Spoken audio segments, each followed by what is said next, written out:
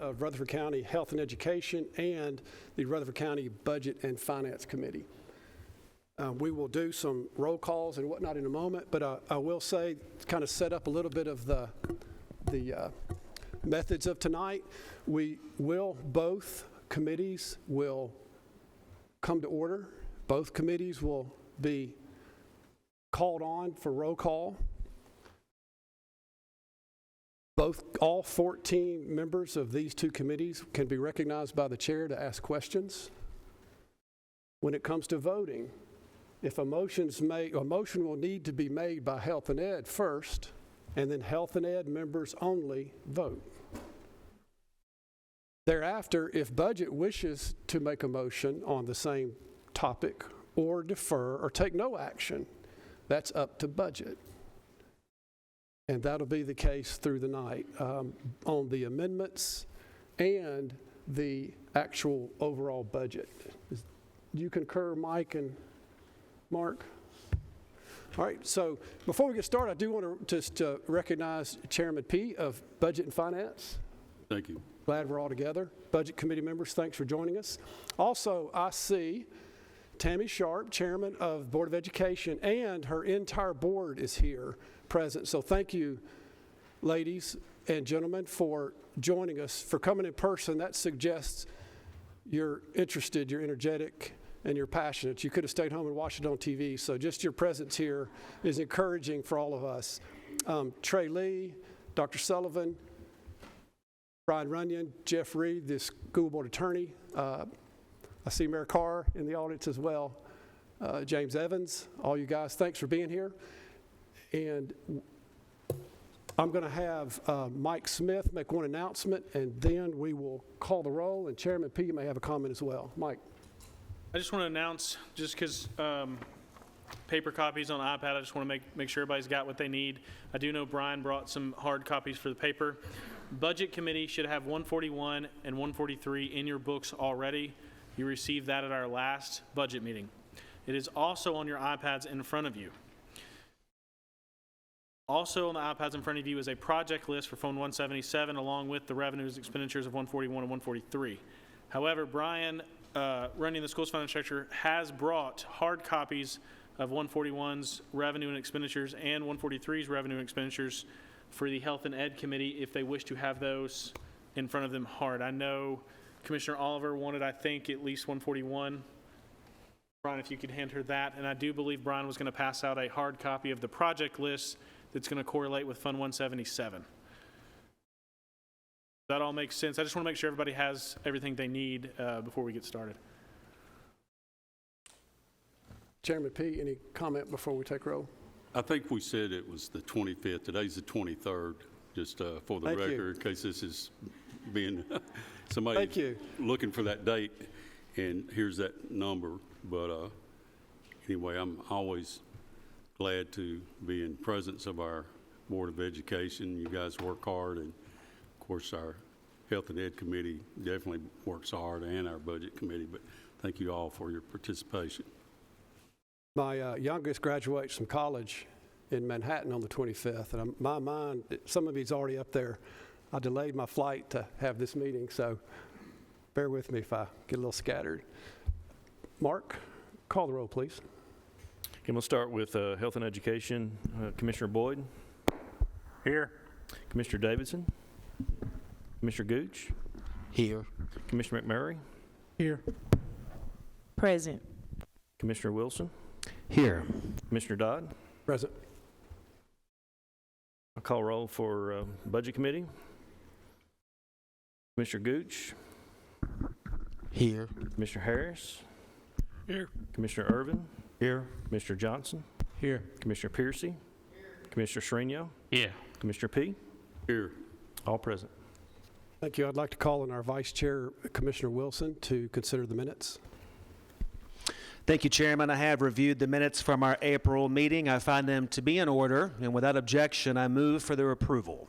Second. If there's any comment. Sorry. I don't know the voices yet. I'm sorry. It was the second. That was Ramel McMurray. Okay.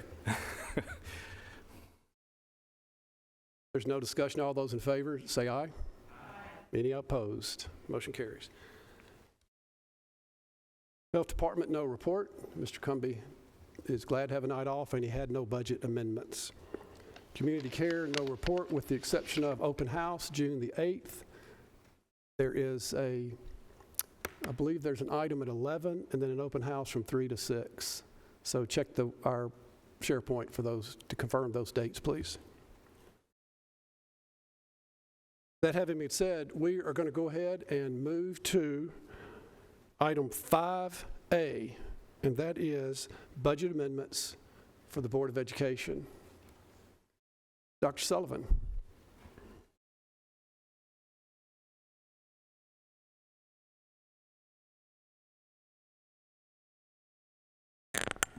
Good evening, Commissioners. Thank you again. I know that, Chairman, you represented our board and called, but I also want to thank our board for being here. I appreciate your support and all of you being here, especially we have Dr. Chastain, Dr. Anthony here as well from our staff, so thank you guys for being here. Chairman, would you like for us to move straight to amendments, or would you be all right if I move straight to a couple items? Yeah, so I understand that it makes sense to me, guys, that we have a look at some components of the school board presentation to understand their thought process, to understand their fund balance before we move to amendment number 1, which is a Laverne High School item that's coming from ending fund balance. So if you would please, Dr. Sullivan, present that. Mr. Chairman, excuse me, is there a way we can turn the volume up on his microphone? Yes, I agree. It's very low today. IT, yeah, it is on. So if anybody from IT can hear and they have the ability, please let's get the volume up in the well. Speak up till then, please. Can do. All right, so this is just a kind of an overview of our RCS budget, and this started with Mr. Runyon, our principals, our school board really in December. First, I just wanted to say this is something that we are thankful and also very proud of. This has been a long, arduous process, but it's something that we truly went in and looked line by line to see what were our expenditures and looking at our revenue to see how could we make those match. We had a couple guiding principles. First was to increase knowledge and understanding. So one of my founding beliefs of being a leader is that you have to lead with transparency. And so we met with each one of our principals individually to go over the state-required recommendations that they can make. We met with our school board. We had a budget retreat. We started talking about revenue and expenditure as part of every one of our board meetings in September. And then we also had individual central office meeting to where our central office staff was also trained on each of the different funds, each of the different accounts, and where each of their different objects should go. So that was really one of our guiding principles. We did focus with people first, and from the very beginning, we've had multiple conversations with Health and Ed and with Budget talking about we were only going to be asking for maintenance of effort so that we could show fiscal responsibility when we were looking at with the extra funding and revenue we were getting from TISA. So we have three goals that I wanted to talk about that really helped guide our creation and compilation of our budget. First was staffing, second was behavior, and then 3 buildings. Those were our 3 main items we were looking at. Couple different items. We had an RCS budget calendar, and I'm going to just give you an overview. You all have, does everybody have a hard copy as well, or anybody need a hard copy? And then this is also, should be online, and we have it before us. So we had a very robust budget calendar that started all the way back on December 13th and runs through June 26th, where you all's final meeting. But this is just kind of our school board aspect of it. You can see our staff dedicated over 2 weeks to where we had individual meetings with every one of our 50 principals to get input on that. So that was our budget calendar, and I wanted to just show you, I know for most of you, this is probably all a review, but we went through, and I felt it was important for you to see the training that our entire staff got, all of our principals, but also all of our entire central office. So a couple things. One, we talked first and foremost, Rutherford County Schools is part of Rutherford County General Government, and so that was first and foremost. Second, we talked about the accounting structure, so us being centralized, not being under the 81 Act, but also not having our own as far as budget and finance, we have our own department, but it's not its own self-standing. We report to the county. And then second, we talked about our private act. If you want to talk about principals who are worried about day-to-day instruction and you boring them to death to talk about the 1975 private act, that was one of our meetings that we definitely had to make sure everybody was on the same page. We then talked about revenue. So a couple things about revenue, just to give you an idea of where we were. We looked at the mixture of local and state funds so that we all had the same, 141, 143, 177, 189. We talked about federal being 142 and 143. We looked at our 22-23 budget in detail individually and talked about $493 million in expenditures, $465 million in revenue, and then having a $28 million deficit. When we started this in December, we, of course, were very focused on TISA. We've talked about TISA quite a bit, and budgeting looking at about $50 extra million, and we'll talk about the actual numbers here in a little while. Approximately $30 million was to erase the deficit, so that kind of left us of what we were looking at for building our budget. We also made sure Brian was phenomenal in training all of our staff on this. So making sure that all of our staff understood that we follow the Tennessee Comptroller's Uniform Chart of Accounts.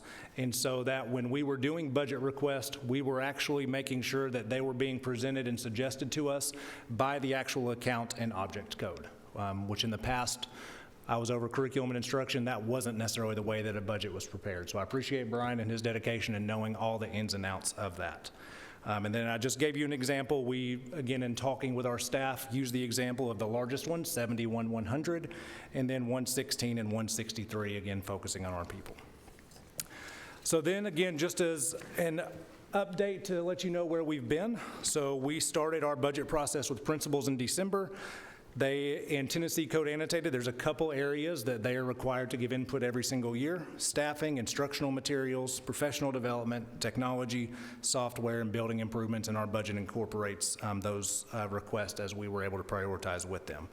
We then had our department head budgets, we had school board priorities, school board work sessions, had our school board approve, even last night, new revenue expenditures and now we're at the County Commission Health and Ed.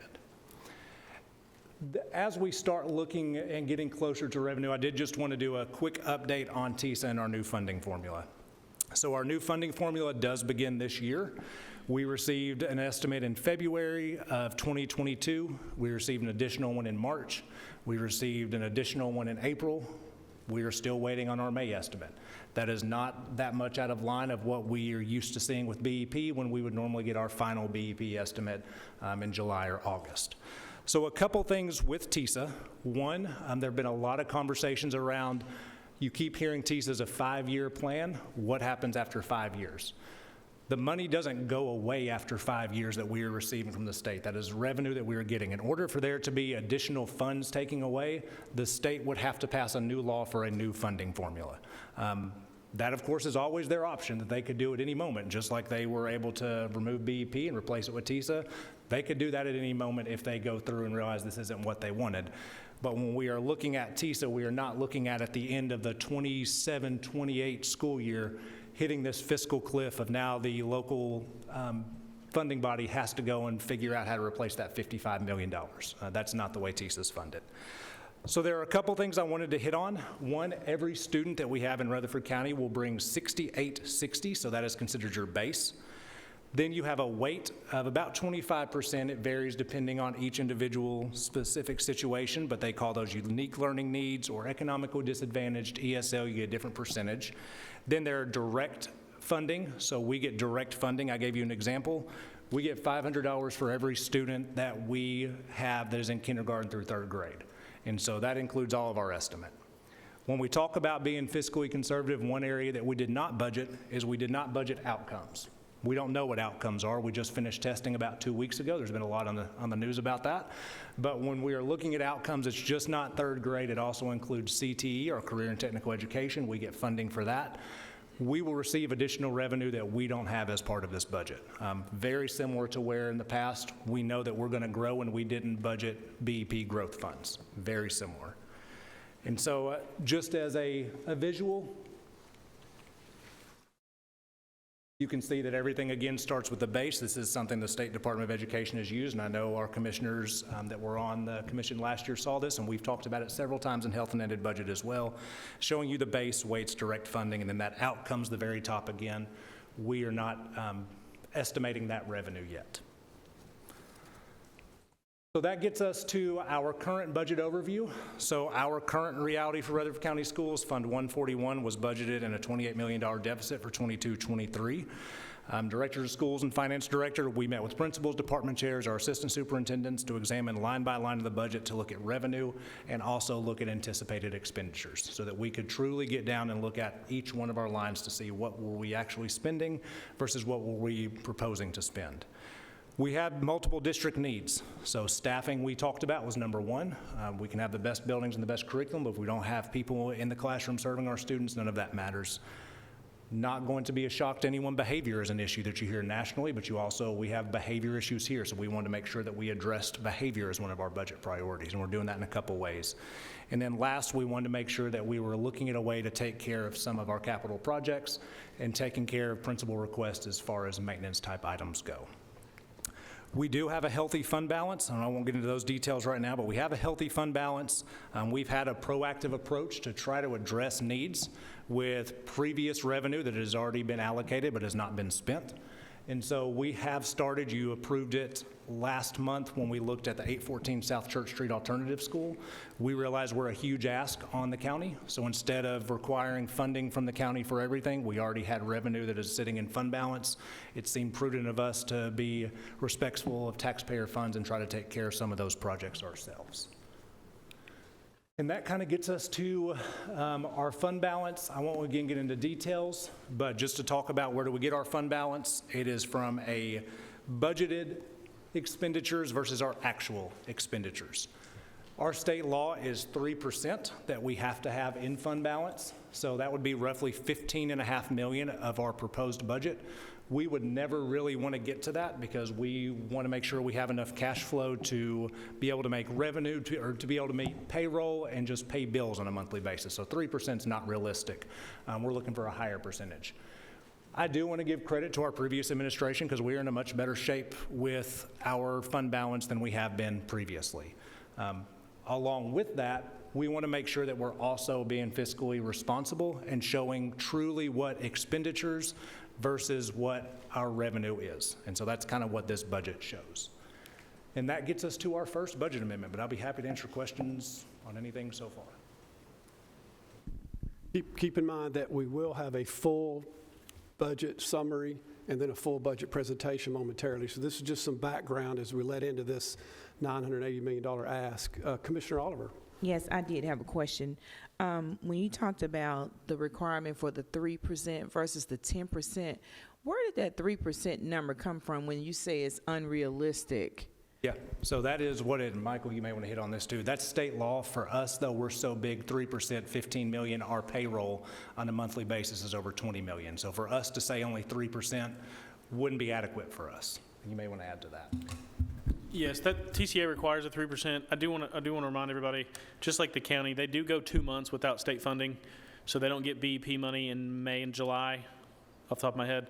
And then keep in mind, our property tax doesn't start coming in for both county and schools until, the property tax is levied. We start getting that in, really October, November, but we really don't get big portions of it until December. So we have to have enough cash on hand, to be able to make payroll. He said that the payroll was a little over $20 million. That's just the teacher payroll. We run closer to $30 million in schools payroll every month because classified is also paid every 2 weeks. Teachers are paid once a month. But on that month of, let's say, July, when we don't get state funding, we still got to have enough $30 million in cash to be able to make that payroll. So that's why 3% really isn't realistic.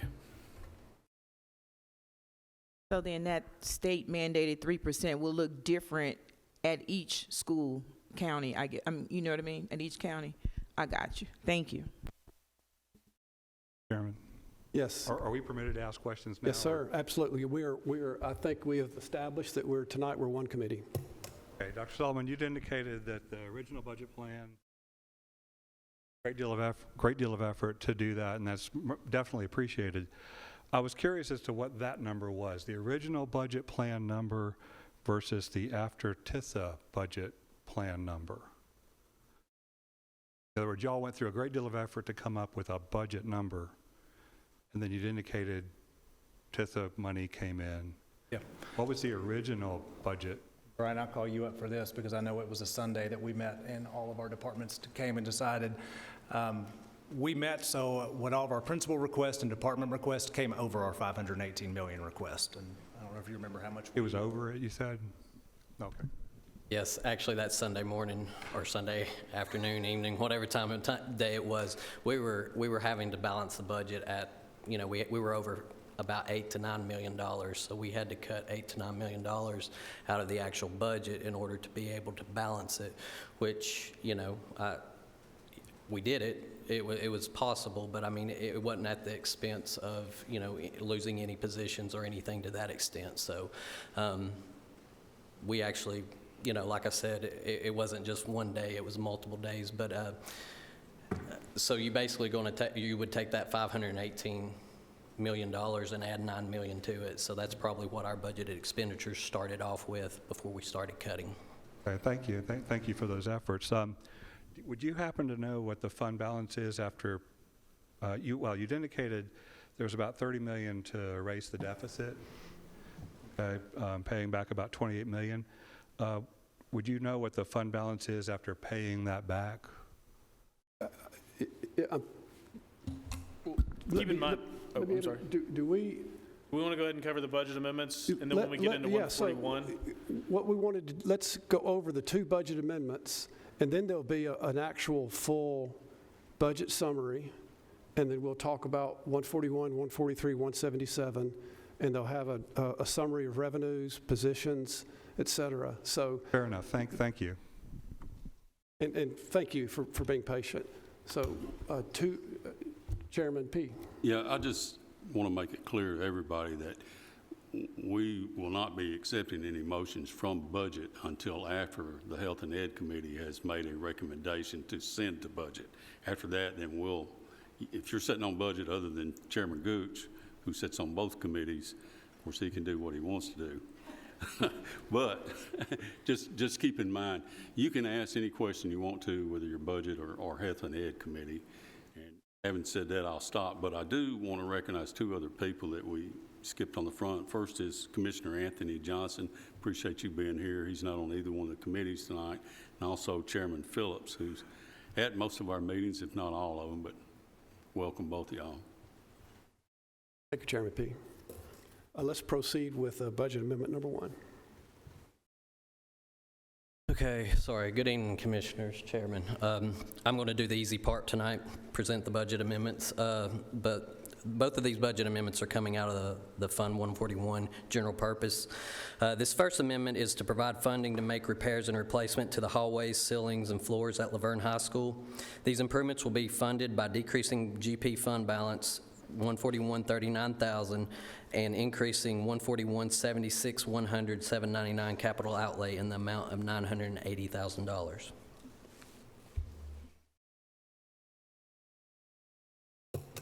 Well, I have a question, if that's all right, Chairman. Yes, Chairman P. This is coming out of 141. Is that shared revenue with the city of Murfreesboro, but it's being spent on a high school? So I question, why is that happening? So that's definitely a conversation that we looked at. So the first thing is we realized we've got roughly and probably a little bit over $200 million in outstanding capital projects we need to take care of. So just like we did with 814 South Church Street, looking to take that from fund balance, what were some ways that we could look to address some funding without having to require the county to fund it? And so that is why we looked at this. This revenue, you're exactly right, would have already been split because this is funds from our fund balance. And so it has already been shared. The other part of that, when we look at Fund 177, we want to make sure that's for actual capital projects and not anything that could be looked at for maintenance type things. So you're saying this money that you're wanting to spend on this amendment has already been shared? Okay, that was my question. Michael, it should have been shared, correct? Michael, can you just, as a county resource, can you confirm that? Are you aware of the? Yes, all money that goes into 141, all local revenues would have already been shared with the city school district. And that money's already been dispersed to the city, and it's in there? It's on the front end. They never see it. The trustee's office downstairs splits out local revenues before it never goes in the school's accounts. So all 980 goes to the project? Oh, correct, yes. This is money already in Fund 141's fund balance. And to Chairman P's point, that 141 is already shared money, right? It's already been shared. And so a lot of times you get that question, and the reason I think Chairman P was bringing it up, is 177. Is a lot of times we try to spend high school money out of 177 since we've already shared money in 141. We'll try to save stuff like already shared money for elementary schools. Kind of like we did, if you remember, a while back or a couple weeks ago, we spent, we approved $900,000, I believe, for design of elementary school. That was already shared money. But this money is already shared. However, it is being spent on a high school, so it wouldn't need to be shared, I think was Chairman P's point. But I don't want to speak for him. Thank you. I would like to, I'm sorry if you had to follow up. I would like to acknowledge Commissioner Irvin. This may be a more appropriate time. This money's coming out of fund balance, and you had inquired what is the fund balance or the anticipated fund balance. So perhaps. Right. After paying back the $28 million for the deficit, okay, the question is what's the fund balance after paying that money back? I'm going to defer to Michael's. Michael can pull the most accurate number that I can. Fund balance? What's current fund balance? Can you repeat the question to me, Commissioner? Sure. It's okay. The statement was made under the handouts, et cetera, that $30 million was paid, roughly 28 actually, probably to erase the deficit from the prior year, okay, in the operating funds. And then the question is, what is the fund balance after paying back the $28 million? Because that would seem to bump it up by some number. Well, so we didn't actually pay it back. What they did is they were able to balance next year's revenue expenditures. So the only way that fund balance would go up this year, once we run a true balance sheet at June 30th, would be that revenues came in over expenditures. Because right now they have a budgeted deficit, I believe, of 28-ish million, give or take, without that being in front of me. So the only way, those are two separate things, is what I'm getting at. So, but if you're asking what their fund balance percentage is today, it's 14.9%. It's $73.8 million today before this amendment. If this amendment were to pass out of 141, it would go from 14.92% to 14.69%. So it would drop to $72.8 million. But the only way their fund balance is going to go up right now for this year would be that instead of a budget deficit of 28 million, they would come in somewhere an actual less than that. What that does is help next year's ending fund balance because they're balanced now. So they use that to plug up budgeted deficit for next year. It doesn't actually increase it for this fiscal year right now. Yeah, thank you for clarifying that. That was kind of what I was headed towards, because it'd be really hard to close the 28, basically.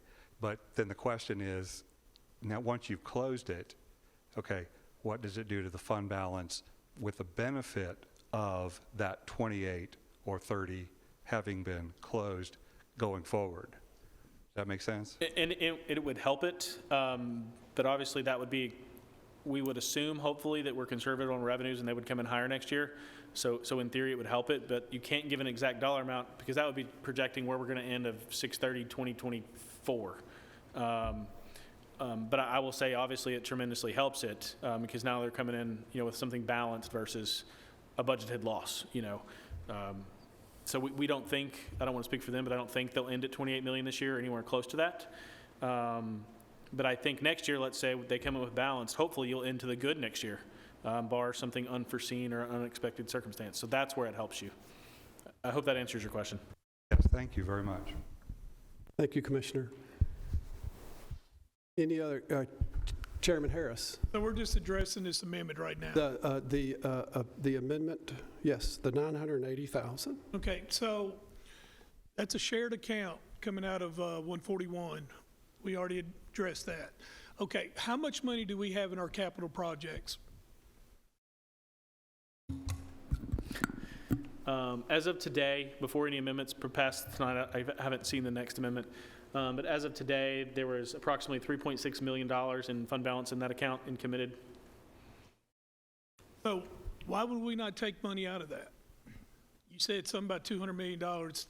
It's going to be $200 million forever.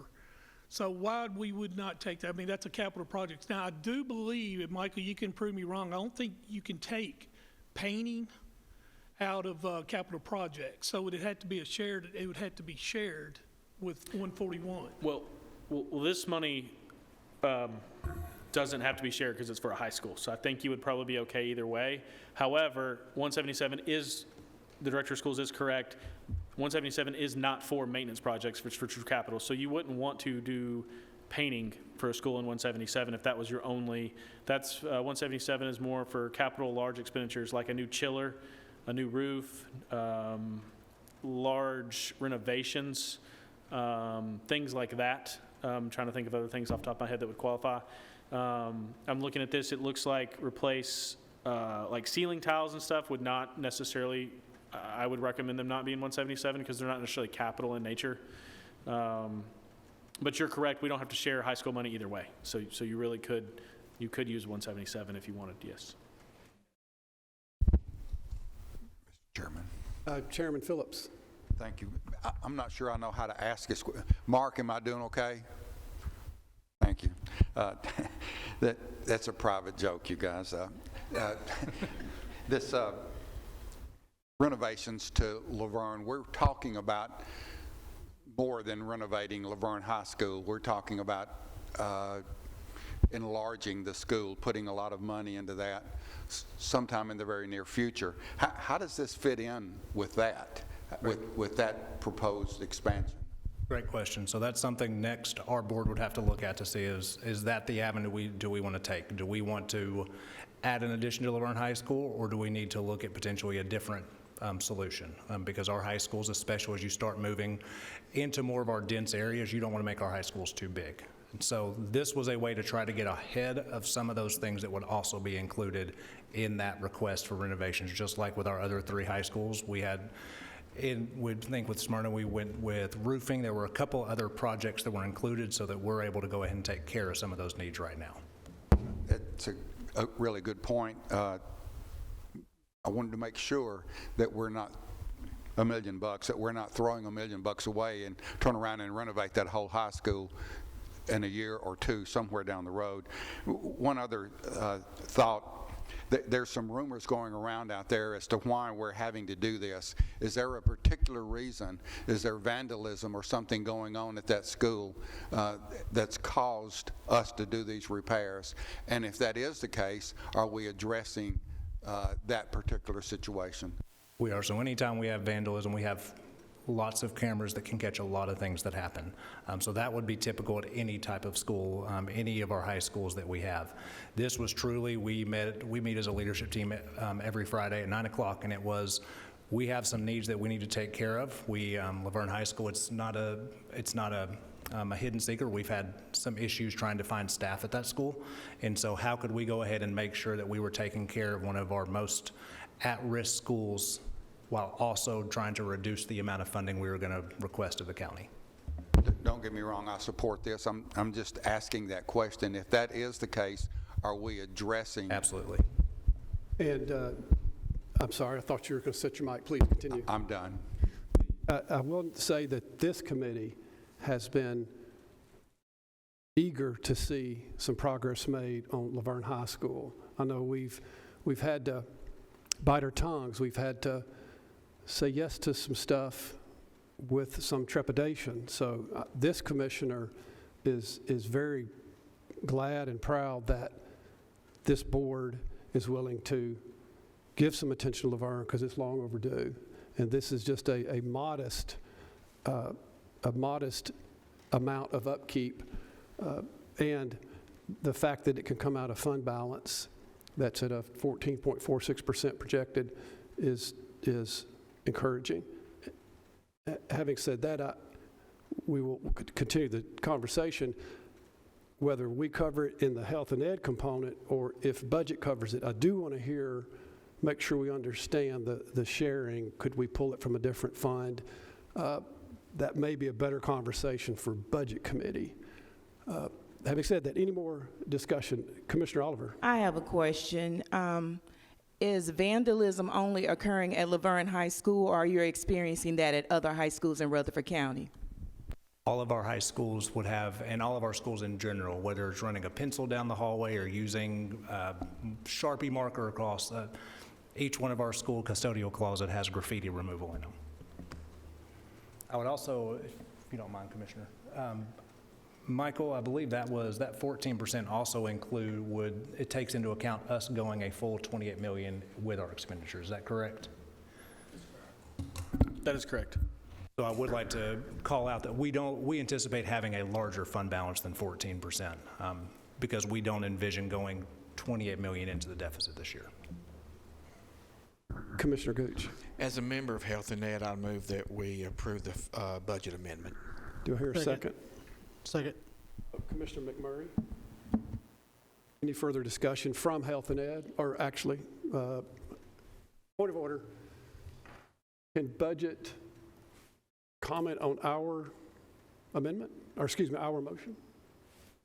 I think we can comment, but we do not vote on this amendment. This is a motion out of your committee. Any further discussion from either committee? Mark, call the roll of Health and Ed. Commissioner Boyd? Yes. Commissioner Davidson?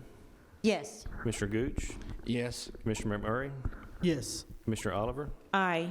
Commissioner Wilson? Yes. Commissioner Dodd? Yes.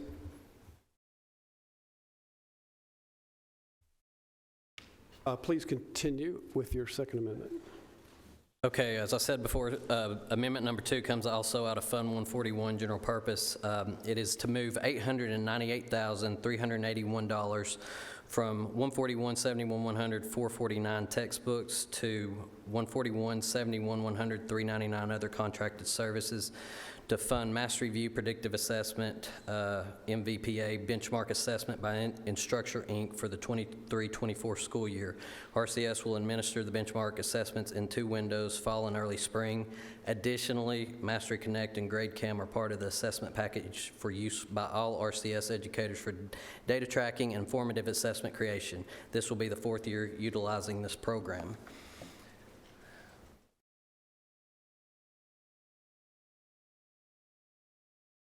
Yeah, it's just a transfer because it's within the same function, so yeah. Same vote and everything, though. It's no different. Is this contracted service a mandated action, or is it you're choosing to do this? So this is something that we choose to do. Again, this is the 4th year that we are looking at this. This is an expenditure that we've already approved for the 22-23 school year as part of our general purpose budget. We had textbooks come in under budget, which was a nice surprise because our last textbook adoption did not come in under budget. And so in making sure that we, again, being fiscally responsible, we're looking to go ahead and get started on this so that we can go ahead and have it in place instead of waiting until after July 1st so that our teachers and students are loaded, ready to go as soon as we start. Commissioner Wilson. I move to approve, Chairman. A second from Commissioner Gooch. Any further discussion from either commission? I do have a question. This can be spent, this has to have shared money, if I'm not mistaken. Is that correct? This would have been already shared because it's part of our 141 account, so it would have already gone. What I'm saying is, Michael, do you know, or can you tell me, I've actually got him working on another number, I apologize, but I'm working on another number, but what grades would this be used for? 8 through 12. A portion Well, of it 1 would have through to be 12. shared. 1 through 12. The reason I was asking that, again, is the shared revenue, because there is a cost difference, shared versus unshared. But in this case, since it's K through at least 6, that percentage of it would have to be shared money. So, thank you. Mr. Chairman. Commissioner Irvin. Could you provide just a little bit of an overview what this is? I'm sorry. Yeah. Yeah, I was going to call on Commissioner Oliver as well. I thought she might know, but go ahead. Yeah, so several things. Being over curriculum and instruction, I believe 2019, we started looking at all the expenditures that our schools were making themselves. One of those was Mastery Connect. We also wanted to make sure that we had a benchmark assessment. Without getting too far in the weeds, TCAP is our test that we take every April, and there is no state-provided benchmark assessment. So we as educators want to make sure that we have the ability to see where our kids are before it's too late in April. So we look to provide an assessment that comes in the fall fall and then also one in the spring. But that does include some of the software our schools were paying for. So we're removing some of that duplicity. And as a county, we tried to take care of that school system instead of putting that burden under our schools. Thank you. Might this be a recurring expense? Is this a database you're going to update every year? It is, but we take it year by year to see is there a better product or a better platform that we can use. Commissioner Oliver. How has this assisted in predicting TCAP results? Since this is your 4th year, so you have some data to pull from. Can you speak to that? Yeah, it's actually a little bit more difficult than TCAP, and so the way that we use it, we talk to our teachers about in November. We want to make sure we just have an overall view of where our kids performing on our standards. When we get to March and they take that second assessment, we truly want to know how are individual kids performing compared to where they should be performing, and that gives us about 3 weeks to truly remediate where each kid is. And so our scores traditionally come back a little bit higher than what the assessment is, but you would much rather have a benchmark assessment be more difficult than too easy. We have a motion and a second. Any other questions from either committee? Mark, call the roll, please. Commissioner Boyd? Yes. Commissioner Davidson? Yes. Commissioner Gooch? Yes. Commissioner McMurray? Yes. Commissioner Oliver? Aye. Commissioner Wilson? Yes. Commissioner Dodd? Yes.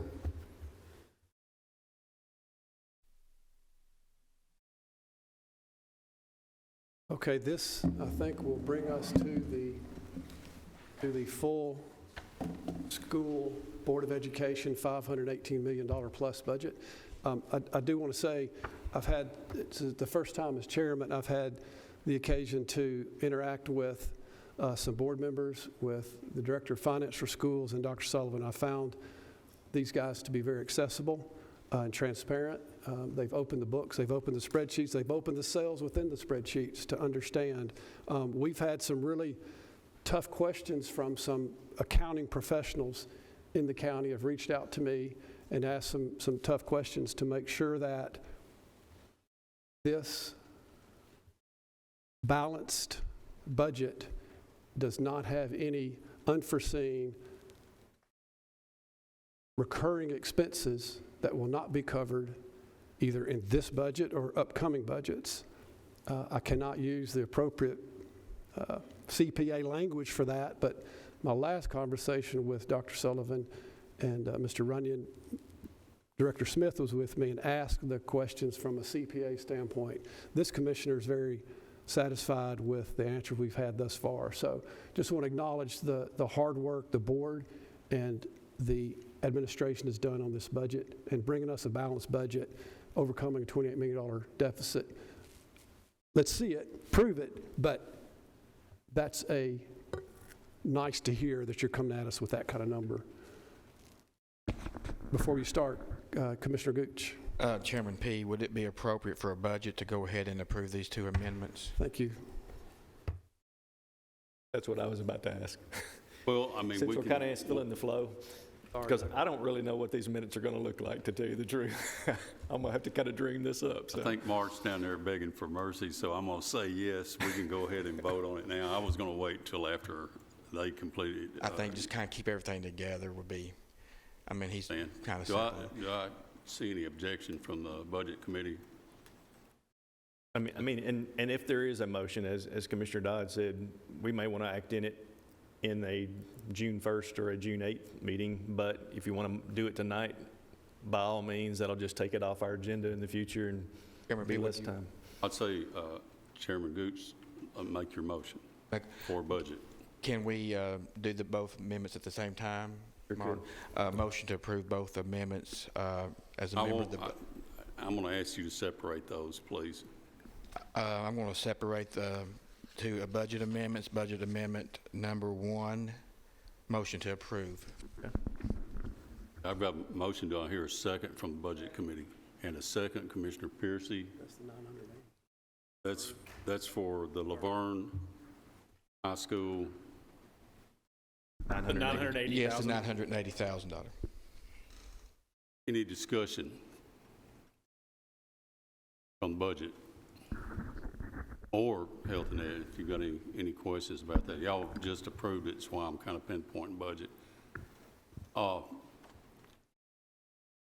nothing from our committee, I want to make a statement on this one. I am in no means against doing this project for Laverne. As a matter of fact, I think we need to do it. I've got a problem with where you're taking the money from. This is coming out of shared money. Now, the reason I've got a problem with that is 167,000. It's 167 and some change. That's the difference in cost to us if we use shared revenue versus the unshared revenue. So my opinion is we either need to amend that if y'all want my vote, or we can vote on it as made and your second, unless someone wants to change that. If you don't, we can vote on it just like it is. Any other commissioners on budget? Chairman, I'm not sure I'm understanding your premise. This money is already shared? Michael? That's correct. This money has already been shared. Since it's already been shared, on a high school, we don't have to share the money. Right. And if we spend unshared money, then we're going to save, versus spending shared money, we're going to save $167,000 and some change by taking that from unshared money versus the shared where it's coming from right now. Where would that be? I can't speak for the schools, but I think your other option would be Fund 177. And my question would be, Brian, maybe you can answer that. Is there a reason y'all not coming out of 177? There's something I don't see. Yes, because we have such a large deficit in Fund 177, we are trying to do something without increasing the extra revenue that we're going to have to require. That is 100% the reason. I mean, it looks to me like we're saving you $167,000 you could use on another project. Respectfully, if we want to increase the revenue that we're going to get in 177, I'll be happy to put it wherever you guys want us to put it. I'm perfectly fine with that. I mean, I don't have an answer where you pull that out. I mean, that's your budget. I hadn't dug into it, what would be best for you. I know that we've set aside money for capital projects specifically to help y'all and try to dig them out.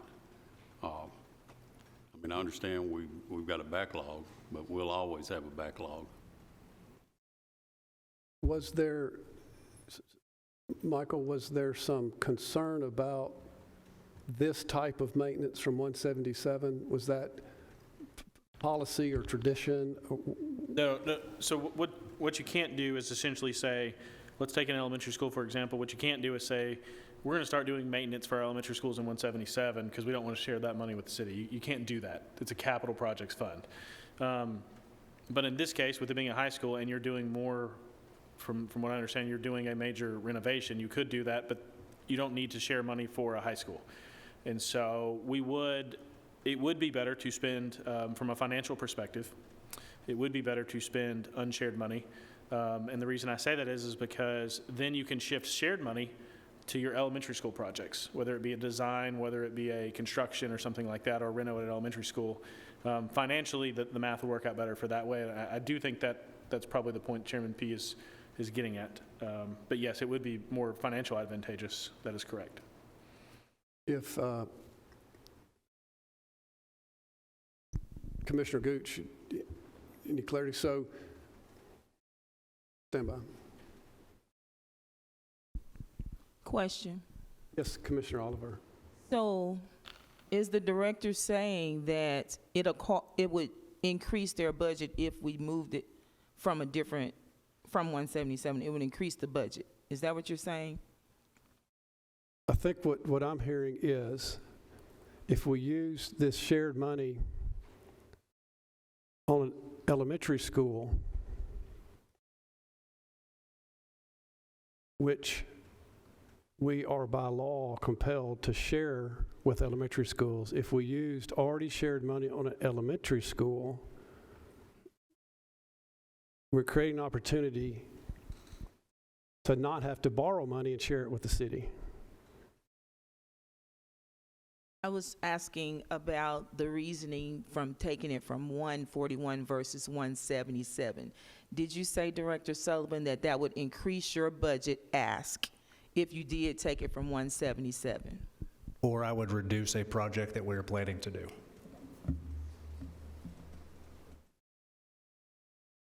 So then you'd have to decide which project to reduce Correct.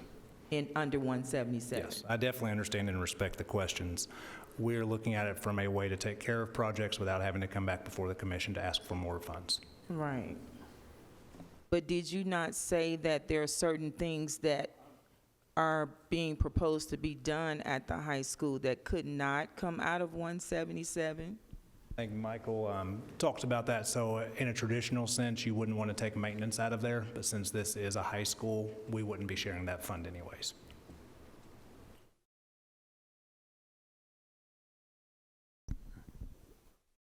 Is this, Mr. Chairman, is this money already shared? That's what I'm trying to sort out. I'm sorry, I couldn't hear you. Is this money already shared? No, and that's my point. If it was already shared when it got into You asking if 141 money's already shared? Yes. The answer is yes. And this is all 141 money, right? That's correct. if we were using the unshared money, then that's where we would see the revenue saving.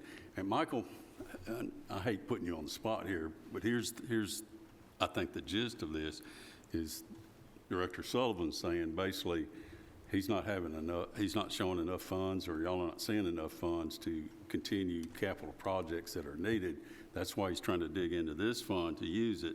But on the other hand, is there a place that you can see that we can swap out the money and use on, say, an elementary school?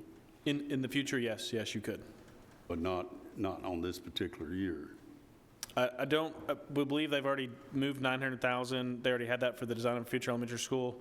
However, since 141 money is already shared, I think what you're getting at is when we do get ready to build or pay future design costs of that elementary school, yes, then you could shift 141 money that's already shared to 177 or 189. I'm sorry, that's already shared to further lessen the bond money you have to borrow and share with the city. I also have a lot of respect for Chairman Gooch. I want to hear a little more explanation. Since you're sitting on Health and Ed, you're seeing things I'm probably not seeing. Well, I think that what I've seen, Mr. Chairman P., is that this director and this finance director and this board behind us have really done a lot to keep us from having a property tax increase from the general purpose school fund. And so what their idea is to take it from an ending fund balance that has 14-15% when they really, need 10% to help keep that, us not having to raise taxes, and that the capital project money could be used somewhere else. Now, if we were talking about $10 million, might be different, but we're talking about less than $1 million. And what potential that we could save on $100 and something thousand, I think that it's just not worth going to another fund. I think the ending fund balance that is so strong here is where it needs to come from, my opinion. Okay. Based upon the comments of the director and the board. Okay. We have a motion on the floor. Do I hear any comments from the Budget Committee on this motion? Hearing none, Mark, call roll. Commissioner Gooch? Yes. Commissioner Harris? Yes. Commissioner Irvin? Yes. Commissioner Johnson?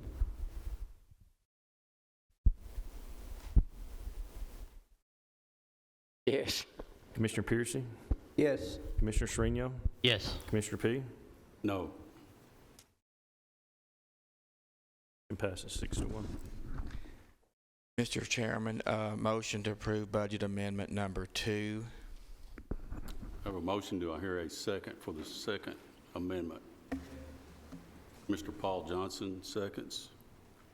Any discussion? Hearing none, call roll, Mark. Commissioner Gooch? Yes. Commissioner Harris? Yes. Commissioner Irvin? Yes. Commissioner Johnson? Yes. Commissioner Piercy? Yes. Commissioner Srinion? Yes. Commissioner P? Yes. Motion carries. So, Thank you. We'll move back to Health and Ed, I believe is the appropriate thing, Chairman P. Without objection, we will now proceed with the presentation of the 2023-2024 BOE budget. All right, thank you, Commissioner. So we are first going to cover Fund 141 estimated revenue. So we have now moved into your iPad. You should have 141 revenue, and that's kind of where we will discuss. And I believe Mr. Runyon had a paper copy if you need one as well, but we'll be on the iPad on 141 and then revenue first. So again, our request for revenue was only the maintenance of effort. We realize the ask that we are of the county, being such a large ask and a large percentage of the budget. We were blessed by our state delegation to pass the new funding formula, which has been a definite boon for us as a school district. And so we asked for just the local maintenance of effort. So there's a couple lines that you're going to see in working with Michael Smith and the county finance department to produce these estimated revenues. So you'll see a couple of the first ones, the local taxes. So we're looking at current property tax, trustees collection, clerk and master, interest and penalty, all the way down through that first portion. Those are all part of maintenance of effort.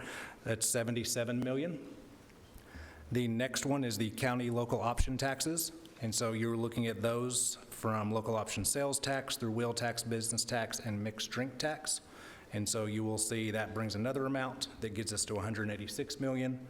The next portion that is part of maintenance of effort is $13,000, which is the total license and marriage permits. Maybe we need more people to get married. Maybe that would help us with our revenue. Joking though, next if you'll turn to the second page, so page 2 of 5, the other portions that are part of maintenance of effort is 44,110 investment income, and then 44,120 lease and rentals. And so that's 1.25 million and 35,000, all to get to the final number that we are asking for to be funded with the local revenue of right at maintenance of effort. And then you were looking at your other revenues, one that I wanted to call your attention to. Still, I believe, says basic education program because that hasn't been updated by the chart of accounts yet. So we are looking at page 3, and you'll see state education funds. This is where you're seeing the additional revenue of 46,511 on page 3 of 5, and you'll see the increase of $322.5 million. That is where the state has provided additional revenue for TISA. All of that comes to our anticipated revenue of $518,420,946.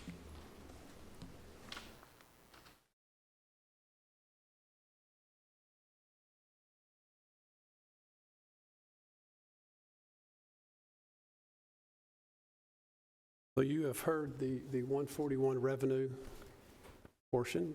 You can absorb some of that. Chairman, Mr. Irvin. Quick question. Earlier you said there's an estimate of additional, or do you have an estimate for additional funds beyond the budget? You'd mentioned there might be some, or you expected to get some? Very conservatively, 1.5 million.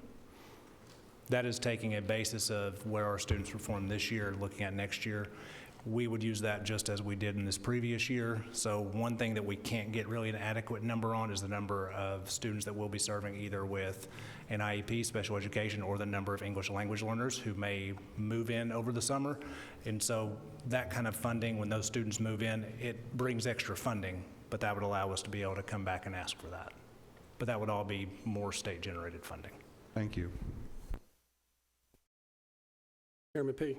Your tuition other, what is that? That's Where are we? 435.17. It's top of. I've got 2 of 5 on my tuition other 25,000. Is that for summer schools? You've got a list for summer schools on the prior page.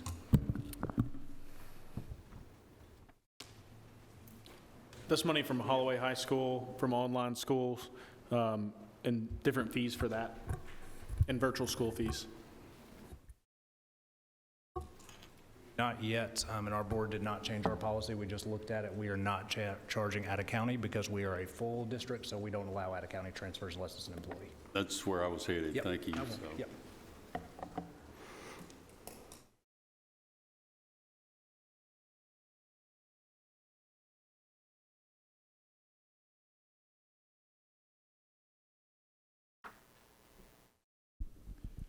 Question.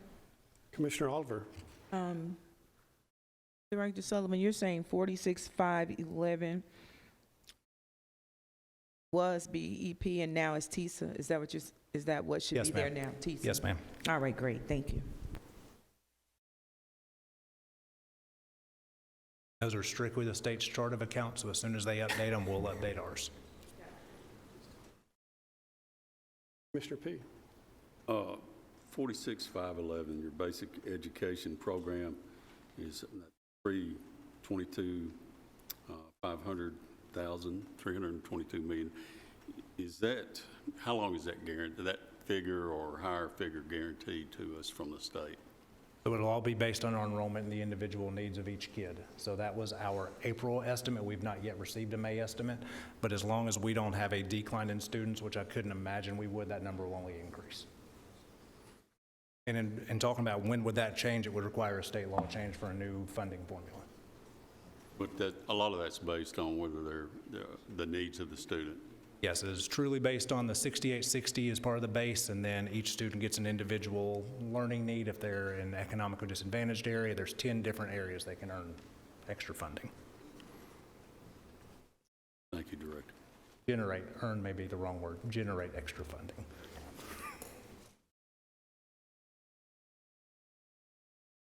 I have heard some commentary that there's some concern that the fund could, I know you said state law had to change, but that the fund is limited, or we're in a surplus now and the probability of a sharp decline is that, can we prognosticate into that, or is that just? I don't think any more so than we could with BEP, and Brian actually worked for the state, so I'll let him hit on that. That's a good point. Yeah, sure. I think over the years, BEP hasn't done that, and I don't think TISA will. So, I mean, yeah, different funding formulas have come along with BEP, but with TISA, I don't foresee it being, actually, it's increased our revenue because of the way they have funded the student. So I don't foresee, at least for the next 5 years, them changing anything, and they may end up, extending it further on. So, but if I go off the historical data of BEP, we haven't decreased funding out of that formula. So. Question.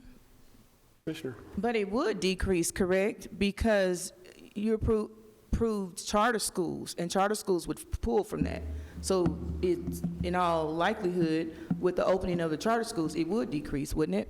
It would follow the student. And so that is, without getting into that whole political battleground, one thing us being able to have a charter school under our wing is that we would not be at jeopardy of losing the 2% for a fast-growing district.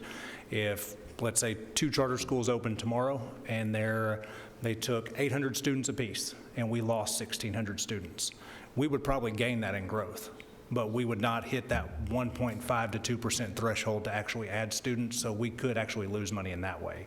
As far as the ones that our board has authorized, they would still be Rutherford County schools, so the money would follow them. I think it's a little too early to know truly what that fiscal impact is. We don't have one operating yet, so for me to truly give you an accurate picture, I'm not sure, but I wouldn't anticipate it being a huge avenue because that money follows a student. I was just noting that the potential is there.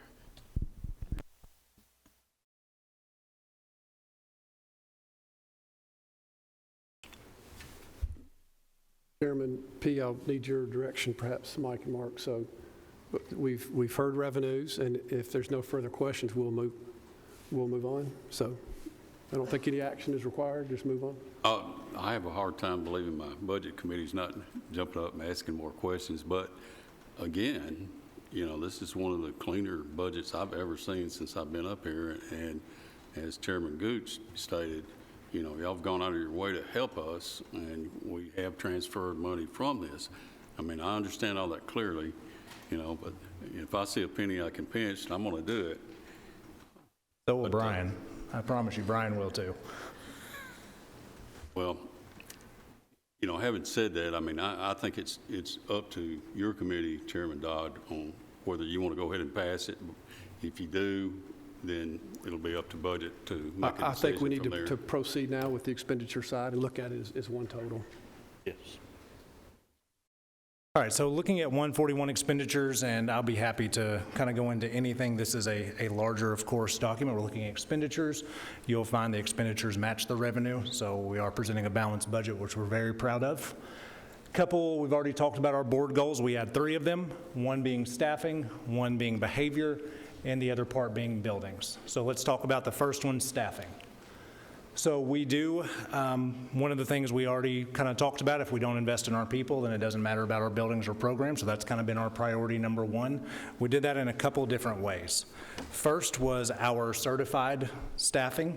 So on May 18th, the governor signed the Teacher Paycheck Protection Act, which is a weird name for it, but it did have one portion of that. But really what it does is it's a requirement of $50,000 for the minimum salary by 2026. We are well on our way with that. Our current salary for a beginning teacher is $44,900. We have a 5% raise to the table that brings that amount to $47,176. I would also like to call it that I'm very proud of us being able to do that with our increased revenue, but we are not above and beyond what other local boards of education are doing. We're in a recruitment phase for teachers, and there are other districts around us exceeding that a couple by double. But we have been very blessed in funding from this commission and our board the last couple years. We've proposed 5 and 5, so we're very proud of that. Couple extra things that we did. We were losing a lot of our veteran teachers because our years of experience stopped at year 21. So we have increased the steps, the years of experience, from 21 to 26.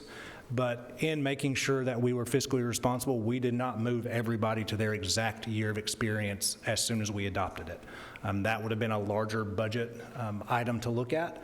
And so in moving and adding 5 additional years of experience, if a teacher was between year 21 and 25, they moved to step 22, the next step. If they were 25 to 29, I may be off a year, roughly, just off of memory, they went to step 23. If they were in year 30 to 34, they went to step 24. If they were in year 35 or more, they went to step 25. So we didn't automatically move everybody to that new step to make sure that we were being responsible. The other thing that we did is we made sure that this new scale actually gave a percentage increase for every year of experience. Across our tables, we had multiple years where people did not get a raise for an additional year of experience. When you're already in a staffing shortfall and you tell people that, congratulations, you'll earn exactly the same you did last year, even though you have 1 year of experience, it wasn't a very solid recruitment strategy. So it is higher on the beginning end, but it is moving from 0.5% to 2.75 more at the beginning, because that's the way the state minimum has it set up. And then our future year increase is we are looking at 2 to 3% to the table to be able to meet that goal by 2026. So in preparing this budget, we were looking at future years. How could we make it sustainable so that we didn't fall off what you hear people talk about, a fiscal cliff? In looking at classified, so we had a new scale that addressed multiple issues. One, as a director of schools, one of the things that happened in July is we had new positions, and I had people ask me what they were going to make. And so I very first looked for where's the salary schedule for them to see what they're going to make. Unfortunately, we had several positions that were not on a salary schedule. So in looking out to our school board association, I asked for advice, and that is where it came up with making sure that you put every single individual on a classified table so you could justify every single salary across the district. As a government entity, I felt like that was important. And one, just for myself, I wanted to make sure that I was following the law and putting people and having an explanation for it. So that was the first thing it did. The second thing is it allowed us to be competitive. So you will see our lowest starting position, the lowest grade was 1393. That was for custodial, and that brings it now to 1617. It also allowed us to do a couple things with our new steps and our grades. So it placed every person, instead of only having 12 different grades, and when I'm saying grades, I'm talking about job classifications, from a custodian to an EA to a project manager, we only had 12. We now have 21 so that we can adequately place people there. And then there is a breakdown of a percentage, like 5% increment as you move from one position to the next, so that there's an even breakdown. The other thing that we did is there were multiple years where teachers may have had 2 to 3 years they may not get a pay increase. Our classified staff could go as far as 5 to 6 years without getting a pay increase. So we, instead of having a big jump after working with us for 5 years, we made a 1.6% increase to the table for every year of experience. And so that was what we were able to do with classified. Again, the biggest thing we were able to do to be fiscally conservative, we had a lot of employees who have stuck with us for 10, 20 years. We did not move all of our employees from ending at year 7 to year 21 just because they were there. We had a special breakdown so that if somebody was with us for 10 years, they may fall to step 8 instead of automatically moving into step 10. And so we were being fiscally conservative and also giving employees a way to stay with us and earn extra funding as they were moving forward. Next thing that we looked at was growth positions. And so we funded growth positions with recurring funding. That's a question that we've gotten a lot. As far as ESSER funding, we know is running out on June 30th, 2024. ESSER 3.0 runs out 2024. We wanted to make sure we weren't increasing funding or increasing positions that were going to go away. And so these positions are funded with additional funds from TISA. The question is, how sustainable are they? They're as sustainable as we have student enrollment.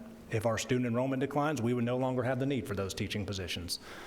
I don't think that's a reality. I don't think we're going to have student enrollment decline. That would change our 5-year plan drastically if we had a decline in student enrollment, but that is where that funding would come from if we lost students.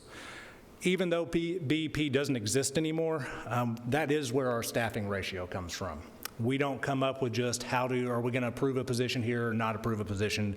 Here's our ratios that we actually turn into the State Department. They call it our comparability report to show that we are being consistent across our schools, so that Rocky Fork Elementary School and David Urey Elementary School in Plainview have a similar staffing ratio. So we have to turn that in to make sure that we're being comparable. For certified, for example, K to 6 is 1 to 20. 7 to 8 is 1 to 25, and then 9-12 we do 1 to 22.7. Yes, they can have up to 30 students in a class, but CTE they can only have 20, and so we balance those. On the very, I know you cannot see this, but on the very back sheet you have our growth positions. And I had it here, but it's also the very last document that you have. So if you guys will flip to the back, the very last page of this whole PowerPoint presentation, it's an easier version for you to be able to see what is before you and what is on that sheet. So it looks like this, very last sheet. And this gives you an overview of where we are vacant positions based on we were building the budget in March and April. So we very well could have more than 50, and we do have more than 52 vacant positions right now. But when we were pulling them from payroll, this is what we were showing as vacant. We have added just over 1,000 students, and so we're requesting 46 additional regular instruction teachers, 3 alternative instruction teachers, and you'll see beside it has the account code of where those all fall. 10 special education teachers. That's one that if we had students move in that have additional needs, we would generate extra funding for them. And so just like we did in September and October of this year, we would come back asking to post extra positions because it came with extra funding. You'll see 1 sign language interpreter, 16 vocational educational teachers. Those are actually career and technical education teachers. That is an item that you will probably see increase over the next couple years. We generate more funding for outcomes that high school students, whether they receive industry certification or whatever tech path they happen to be on, we receive extra funding, generate extra funding for those. So those should be funding themselves. School counselors, we added an additional school counselor at each one of our comprehensive high schools. We added an additional school counselor at Blackman Middle School. Blackman Middle School is the largest middle school in the state, right at 1,700, depending on the day that you ask. So that is what we're looking there. We had an additional one for some of our elementary schools that are also sitting above 1,200. So Stewart's Creek, Roy Waldron, Blackman Elementary, and Rock Springs Elementary were the 4 that we looked to add along with our high schools. A school pathologist, behavior specialist, a couple athletic trainers, EAs, all the way down to another one, assistant principals. So just like the Sheriff's Department did at looking at our SROs for our comprehensive high schools, we've proposed an additional assistant principal at our 8 comprehensive high schools, plus Blackman Middle School now being, again, as large as they are, an additional assistant principal for Roy Waldron School because they are split over 2 campuses, and starting to look at adding an additional assistant principal at our large middle schools, such as Rock Springs Middle School and Stewart's Creek Middle School. Right now, they share 2, and so moving to them to 2.5. So I always want to call out administrative costs just so everybody's aware of kind of where that goes. We try to keep administrative costs as low as possible, but when we have as large as schools that we do, instead of opening new buildings, that does bring additional administrative cost. You'll see attendance clerks, accounting clerk, HR director, HR recruiting director, 5 maintenance personnel. You'll see that we didn't budget any additional custodian positions because we currently conservatively have 30 openings in custodians. It's probably closer to 50 or 55. Didn't make a lot of sense to budget additional positions when we weren't being able to fill the ones that we have currently. Maintenance personnel, sped, bus aid, and then transportation admin assistants. Some of these positions, and you will see it as we look at the individual accounts, we, as part of the salary study, had our principals and department chairs look at each individual employee and see how they were coded, making sure they were coded to the right department, the correct job. And so we had a lot of positions that we had to move around to make sure that they were in the right spot. So that's a little bit about kind of our staffing. And then I'm happy to go into any of these account codes that you'll see. I would like to call out like one of the big ones is if you will turn, now we've covered revenue, if you'll go to expenditures. So we're looking at page 1 of 19. And so we've had a lot of questions about what's the overall cost, are you underestimating expenditures, all those different types of things. So you'll see the very first one that we talk about, 71,100. This is the large part of our budget because this is where teaching and learning happen in the core content area classrooms. You'll see in 116, which is teachers, in 2022, 162 million, 2023, 172, and then in 71,100, 116, we're proposing 186, which covers our growth positions and our certified raises to adding them to the table. That is not all teachers. These are just teachers that are in your core content area classes.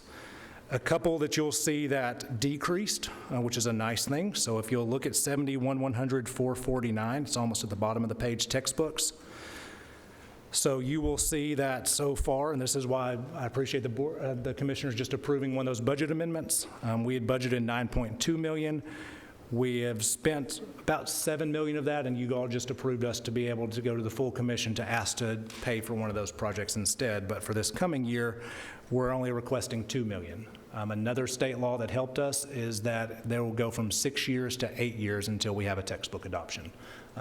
That will help because right now kids may have one math product, kindergarten through 5th grade, the standards change, and if you move into 6th grade, you may have missed fractions, just as a very simple example. So that helps us there. You'll see a couple other ones I wanted to point out just very quickly. If you look at like 399, other contracted services, that goes a little bit down. We've been able to move some different things around. And I can tell you, and I'll let Brian hit on this a little bit if he wants to, but Brian has every single employee. Where does that 186, 443, 867 come from? Is literally every single employee, what their year of experience is, what their degree is to calculate. And for all growth positions, we budgeted a 5-year bachelor's degree. All the pensions, all of those different amounts are all calculated automatically based on whatever the state requirement is for that year. If you want to ask. Mr. Chairman? Yes. Can I ask questions Sir. now? All right, so the Board of Education had a salary study. So the purpose of a study is salaries are within market range. So how many of these positions are above market range? Sorry, can you repeat that? I was here, Brian, sorry. So the Board of Education conducted a salary study. Purpose of a study is so that we are within market range. Correct. How many of these positions are above market range? Are there any in specific? Uh-huh. Okay. Any of them above? Some are going to be above, yes. I'll give you, I hate calling individual employee, but we have food nutrition. So food nutrition would be an example of one area that was considered above. So instead of adding and increasing to their table, we did a minimum 5% increase, so he got a 5% stipend instead of increasing his table 5%. All right, so what is the recurring cost of the pay scale? Yeah. You want to hit on, you've got the numbers. I can tell you for certified staff, you were looking at just over 19 million, and Brian may have the more specifics. But that does include the pay raise 5% and the step increase. And looking at previous years, 20 million is what was used last year as the basis for our 5 million increase. And so instead of just having a basic number, we truly went in to see each individual person, how much was their step, what was their degree, to calculate what that number came from. So you're saying 19 million not only pays for the pay scale, but also the 5%? It did for certified staff. Certified staff? Certified staff. Okay, so how many of positions are not covered under TISA? That old viewpoint of looking at how many positions aren't covered under TISA, TISA doesn't give us a viewpoint of how much is covered. Now it is just a strict, here's your dollar amount. As long as you hit the state ratio for your K-5, 6, 8, and 9, 12 we just looked at, it's up to the districts and the school board to allocate those funds as they see fit. So you can apply them towards Absolutely. all positions? Absolutely, All yes. positions? Absolutely. There is no more a BEP funded, and I know it's going to be strange for us. We talked about it, I think, at our last Health and Education. It may not have been budget. We're very used to saying how many positions are you funded out of BEP. That's been the terminology for over 2 decades, and that terminology doesn't exist because BEP, they no longer give you you have to fund a counselor for every 350 students. It's now, you've generated funding for your students, you see as you see fit. Brian will joke about it. When I first interviewed for the director job, I was very interested in doing school-based, site-based budgeting, to where you earn $68.60 for each one of your kids, and you figure out how you want to staff it. 1 year, or about 3 months into this position, I realized with us having a centralized accounting system with our county government, that is not my recommendation, which is why we keep our staffing ratios that way. Okay, so Governor Lee has asked that we try to reach $50,000. Correct. And how many years is that? By 2026. 2026. Okay. And so right now we're at 47,000? Correct. So do you anticipate a huge rating raise next year as well? I anticipate a 2 to 3% raise to the table to be able to get us to 50,000. Now, if the governor comes and increases a bigger percentage for teachers, then of course we would like to increase that with teachers. But the way that we looked at it as building a future budget, one that we could be sustainable, we're looking at 2 to 3% for next year. Right. And then I don't know if this is the right time to ask this, it's concerning the unfunded balance. All right, Michael, what is considered a healthy in-fund balance?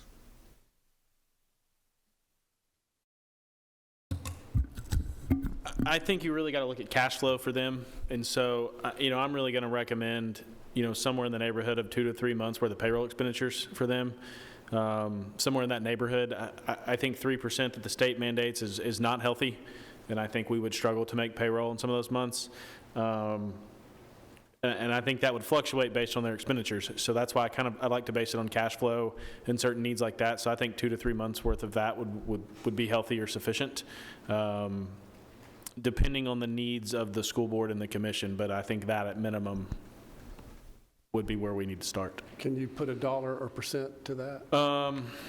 Roughly, I know it would be a swag, but can you? Well, roughly, Dr. Sloan was correct on certified staff. I believe their payroll last month was around 21 or 22 million for teachers. That's your classroom teachers that you're seeing that are paid monthly. On top of that, you'll have classified. So you're looking at somewhere in the neighborhood of $30 million a month. And when I say 2 to 3 months, I think right now they're at 70. I was logging back on my computer. I think I said 73 or 74 earlier. And so 2 months would be obviously 60 million. And I think that makes it tight because that's just payroll. That doesn't account for them buying supplies, materials, normal everyday things that they're buying. So I tend to err on that 12 to 15% at minimum for me to feel comfortable. When you get down below that 10%, I'm getting a little uneasy as far as cash flow wise. On the month of December, when you're getting sales tax and TISA money and property tax, I think you're going to look really good. But then in the month of July, when you don't have property tax coming in, you don't have state money coming in, it really hurts you if you don't have that built up. That 2 to 3 months worth of somewhere in that range, I think would be healthy. I know that was a long answer to your question, but I hope that makes sense. I think 15% is where we should be. Here's my question. So if we have a healthy in-fund balance, all right, we had to build an elementary school. I would like to see us take money from the unfunded balance, apply it towards that elementary school so it could save us. If we did $20 million, it would save us $3 million for money that we would have to pay the city. Is that something that we be able to do? I would turn the legalities over. One, our school board would have to come and ask for it first, so we haven't asked for it. But in the hypothetical situation, I'm not sure the technicalities and legalities, but it's definitely something I'm open to having a conversation around. Whether it is attacking the elementary school or attacking our capital projects, I think both of those are a need. Well, I mean, if we had the money, we don't want to borrow and give 15%. So, I mean, you are correct. If let's say in theory that fund balance gets up to 25%, in theory, then yes, if the school board so wished, they could pass an amendment to spend some of that on elementary school, and then that would come up here as a request. And usually that would be, in other counties, that's in conjunction with an elementary school. As an example, I know that there's a potential one coming next year. So depending on their school board's wishes, yes, that would be a theoretical option. Chairman P. That is actually something that we have done with the school board in the past.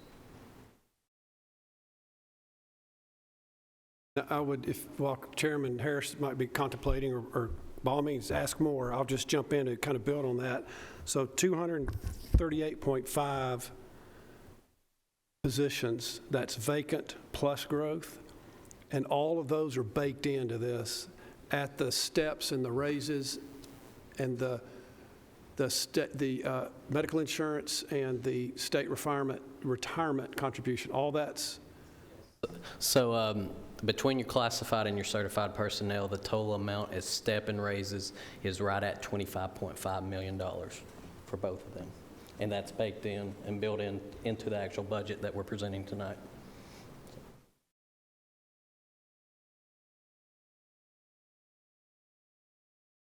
Also add, so something we also looked at was going back at previous budgets to see were we in line with previous budget requests with the same number of students that we were looking to add. Last year was a huge increase. We added over 2,000 students. This year, thank goodness, we've slowed to adding around 1,000 kids. Much better and much more doable. I know 1,000's a lot, but that's much more doable than 2,000. Commissioner Gooch. Thank you. Just several questions. On the growth positions, I'm kind of surprised that there's not any special educational assistance on that, and I'm not sure what the 504 educate. Could you?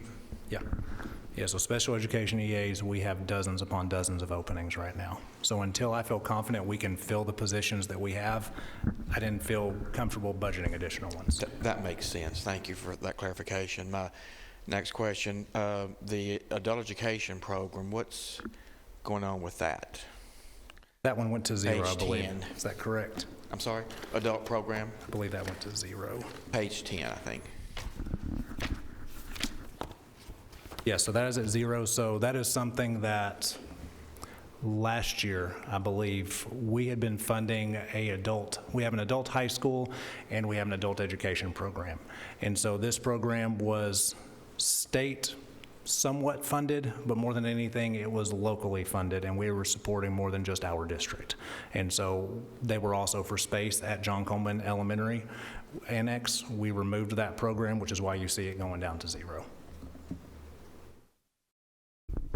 So as far as the adult education program, which I think a lot was GED prep or whatever that, and the adult high school. So the adult high school, those students are going somewhere else now? Is that? So we still have an adult high school. So we have adult high school to where a student can come and earn a diploma. What we do not have is the ability to, like you mentioned with the high set, that's actually run by the State Department. And so I had 2 phone calls today that I still have to approve for a student to take the high set if they're under 18, even if they're not in our district. But that is supported statewide and no longer by the revenue of Rutherford County. So the county school system is not offering those services anymore, and that's due to funding? Yeah, we were funding it locally. And we felt like our mission, yes, we want to make sure that we are doing our due diligence, but we're a K-12 education, pre-K-12 education system. We did have a moment of panic when that got called out to us because it It's been a little while, and I got a phone call that was, "Did you guys fire 2 people that you didn't tell us about because you went to 0 in this account?" So that is on purpose. Well, what are the, as far as those students that were going to, not the adult high school, but the adult education program, what options do they have that you know of? It is still the same program. They just had to find a different place to go. So it was no longer being funded by us or us providing the space for it. So it would be a private type? And I don't know exactly where they relocated, but I know they relocated. Well, I'm kind of getting confused. So when you say you don't know when they relocated, who's they? I mean, because we were the adult education program. In some degree, yes, but we are also supporting other counties as well through that program. So it was not just a Rutherford County eligibility. I don't know if it was 7 or 8 years ago, they went from every district having their own adult education program to combining them. I was in a different district, and we combined with 4 different districts at that point. And so our tax base has fully been supporting that program. And the need for space and to make sure we're being fiscally responsible, last year, former administration removed that. And so that is why you see this no longer reflected. Was there any funding coming from the labor workforce? Not that I'm aware of. Okay, so as far as taxpayer-supported adult education programs, nothing exists. It's all private. Correct.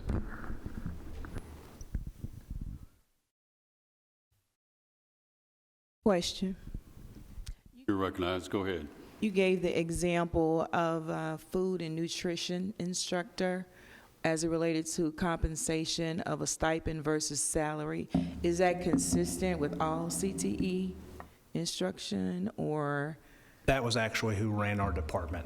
And so when we got the salary portion back, we had talked and had about making sure everybody received a 5%, but when that table was already above a 5%, well above a 5%, that wasn't fiscally responsible or smart of us to just continue to increase somebody's table when they were already above that. So that wasn't actually a CTE teacher. It was one person that ran our USDA fund in 143. And so that actually wouldn't be reflected. So it's just one Yes. person? Yes. Okay. So then your other CT teachers, what do they fall on the table and you Yes. go from there? Yep. Gotcha. Thank you.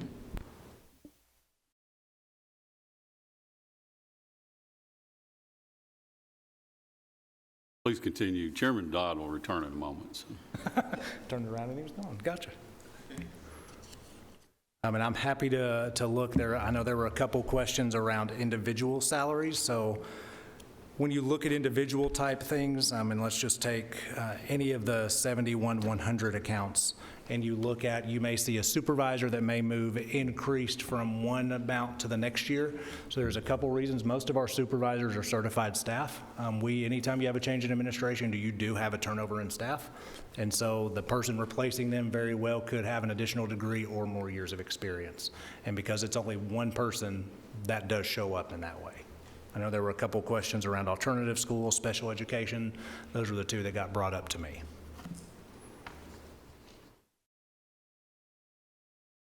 Dr. Sullivan, on your Board of Education and Director of Schools, I think I'm in the right place. Let me go to the right page. You should be on page 11. Yes. Yes. So Yeah, page 10 and 11. that's your direct staff that's out at Southgate? A portion of those 2 items? That is going to be, yes, one is and when you look at the Secretary of the Board, that is not the Secretary of the Board's salary at all, not the salary, because that's not where they're placed on the scale. That actually incorporates 2 people. Secretary of the Board incorporates 2 people, and then Director of Schools represents myself, and then also represents a Deputy Director position because of the situation we're in with currently funding more than one. So that allowed us to be able to keep that amount the same while adding and looking at funding that position as a Deputy Director directly underneath the Directors of School. But that would only represent the people in that department, not like your special education supervisor, your human resources department, Brian. Okay, they're spread throughout? Throughout the entire thing, yes. Can you help me address this? I've always had just a layman's judgment of school administrations. I think it may have come from Mr. Odom back in the day. And that is kind of the ratio of staff that's at the school board, staff that's at Southgate, as a ratio to student, or ratio. And I've always thought it's a healthy number to have lower overhead as compared to funding schools, funding teachers, funding. So can you tell me how you're funding your administration ranks in the state? We have a heavy overhead, I guess is the way to put it. That was a very clumsy question, but. Yeah, so I wouldn't know our exact numbers right now, but the state does do as part of their report card every single year, they recognize how many support staff do you have to your students and how many instructional support staff do you have to your students. And we are well above what other comparable districts. We never want to be near the state average. We don't want to be like other districts that are larger than us. But our percentage of increases of our central office staff is not growing exponentially compared to what our staff is that we are adding as across our teachers. So we'll just take human resources. I'm looking at Dr. Anthony out there. So our human resources has a department of 5. And so we're looking to add an HR director and a recruiting director because those are 2 areas that we're struggling. And we want to make sure that we have teachers. It's nothing against Dr. Anthony. It's a department of 5 dealing with over 6,000 employees. Licensure, hiring, background checks, all those different types of things. And so that's just a good example. Our communications department has a team of 2. And so we're looking to get to a team of 3. And when you compare us to other large districts, we are still well under what other districts have.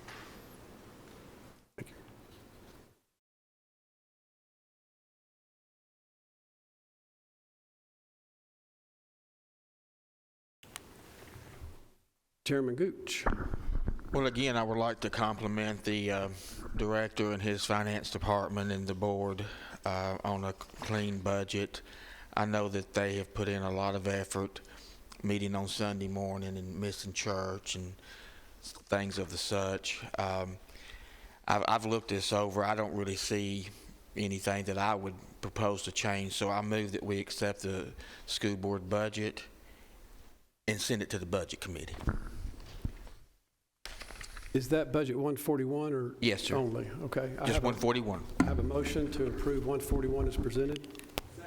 And a second from Commissioner Wilson. Any further discussion at this time? I was waiting to ask a couple more questions, please. Commissioner just curious, 72410, 399, other contracted services, and 72410, 590, is that 599?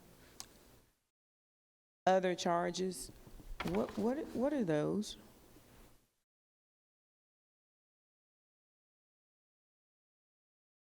Okay, so the 72,410, 399, what that is our internal school accounting system called KEB Group, and then also our internal, I guess our storage for pretty much all our requisitions, all our POs and all that going through called DocuPhase.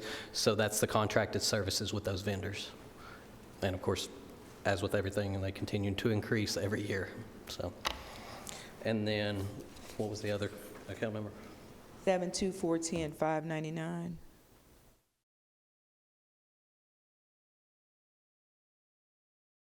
I know that we cut it. It just says other charges. I know when Brian, I don't remember exactly what these expenditures were, but I know that when we looked at these amounts, so last year was budget 7, and this is truly gets it to the heart of our budget. We looked at line by line, what were the expenditures and what were we truly doing with that? And you'll see that this year was budgeted $759,000. We've only spent $224,000. And so making sure that we were giving an accurate budget reflection, we only budgeted $350,000 for that. But you don't know what that is? Brian and I do now that I thought about it for a second. That is where we actually budgeted $500,000 for bad meal debt for the Fund 143.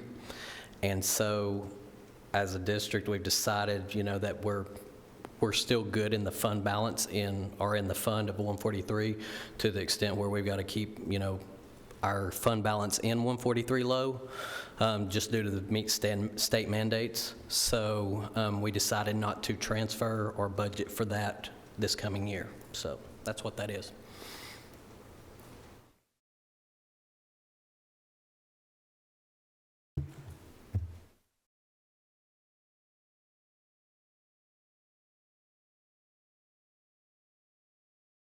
We have a motion and a second. Any comment from or questions from budget? I'm going to hold still for just a moment. I see a lot of pages flipping, so.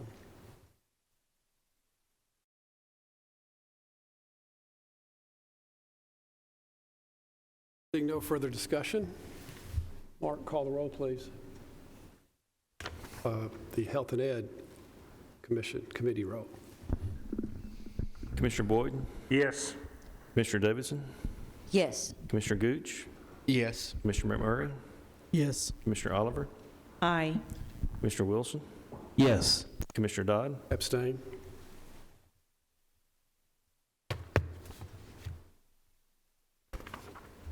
With no further objections, we'll go to 143. Oh, I'm sorry, excuse me, I'm sorry. I forget we have two committees here. Chairman P., do you have any thoughts, or Vice Chair Gooch, on, do you want to entertain anything?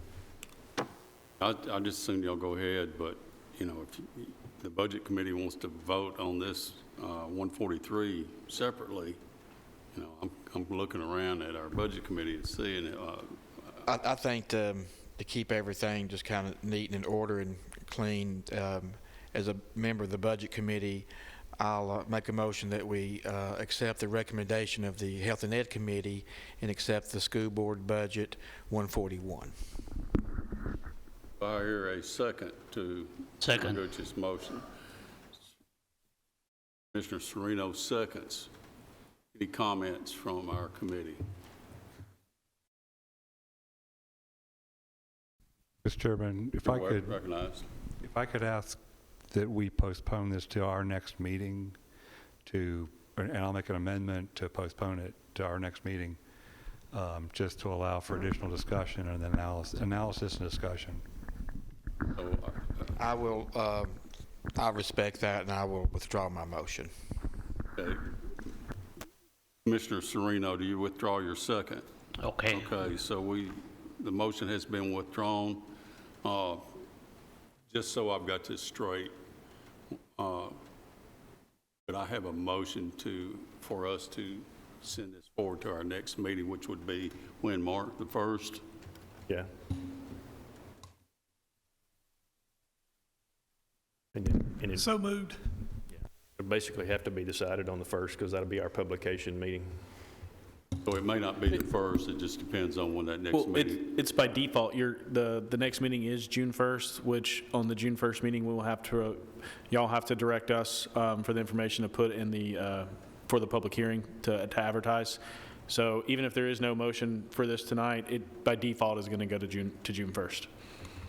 Okay, I have a motion. Do I have a second on that? Second.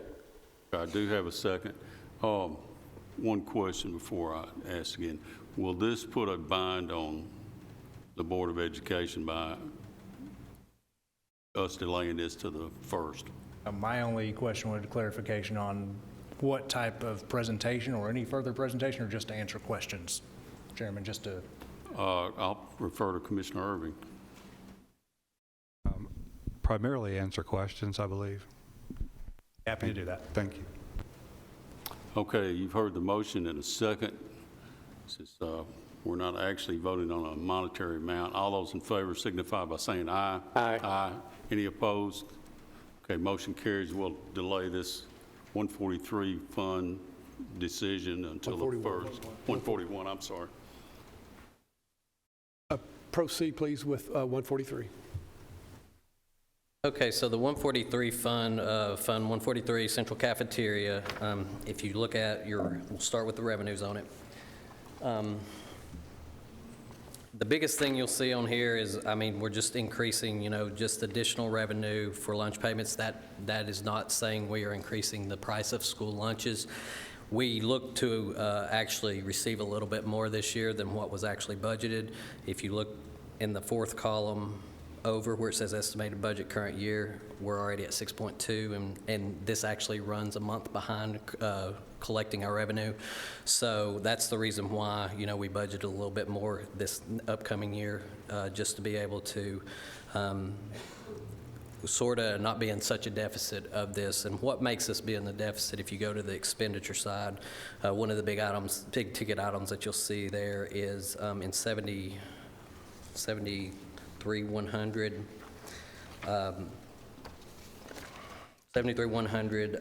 710 food service and equipment. We originally had budgeted at $850,000. This year we budgeted $3 million because they are buying additional trucks, delivery trucks, additional equipment for their point of service in the cafeteria, and just an additional amount of equipment that they have been behind on purchasing in the past. So with that said, we are budgeting in a deficit of, I believe, a $4.1 million deficit, which we're not saying that's where it'll come in at, but that's where we budgeted just due to the fact that the expenditures were a little bit more, just to us being able to increase the food service equipment, and then also some of our salaries and benefits. And that's another thing too, is the state has with the Fund 143, the food service fund, they have a minimum fund balance that they like for districts to stay at or stay in around that. So as long as you can present a plan that you're spending down that fund balance and not continuing to increase that fund balance, then it's acceptable to keep it at a higher rate or a higher percentage. But we're just trying to spend this down to where we can get in the legal limits, so we're not being audited as far as the state looking at us and saying, okay, you've got too much in your fund balance. So.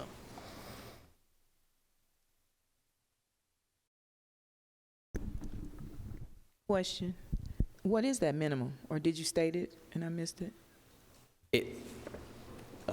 What it usually comes to is basically sort of similar to the same thing as in the Fund 141. You have to have 2 to 3 months worth of operating expenditures to be able to operate.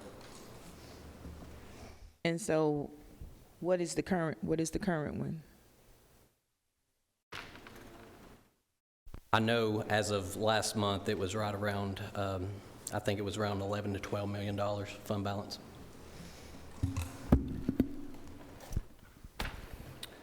As of April 30th, it was $13,185,381.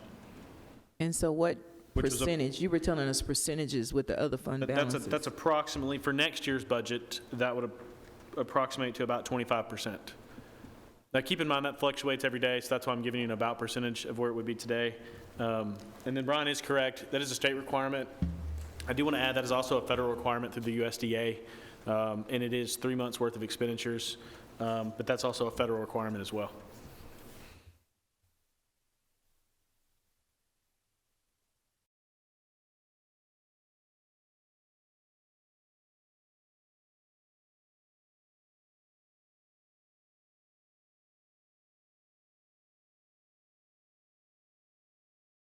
Heard the 143, we've heard the revenue and expense.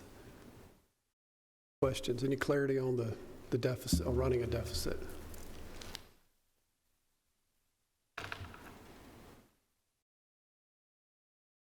I'm not hearing any discussion. I would entertain a motion. Mr. Chairman, I'll ask one quick question for clarity because it's very quiet in the room. On the approximately $4.5 million that we're under, your intention is to pay that out of your current fund balance because you want to get that low. Just so everyone understands, you're not expecting that, you're not going to come to us for more money. The plan is to pay for that out of the $13,185,381 currently in your fund balance. That is correct. I move to approve Fund 143. Second by Commissioner Boyd. Further discussion on the motion to approve 143 as presented? Mark, call the roll, please. Commissioner Boyd? Yes. Commissioner Davidson? Yes. Commissioner Gooch? Yes. Commissioner McMurray? Yes. Commissioner Oliver?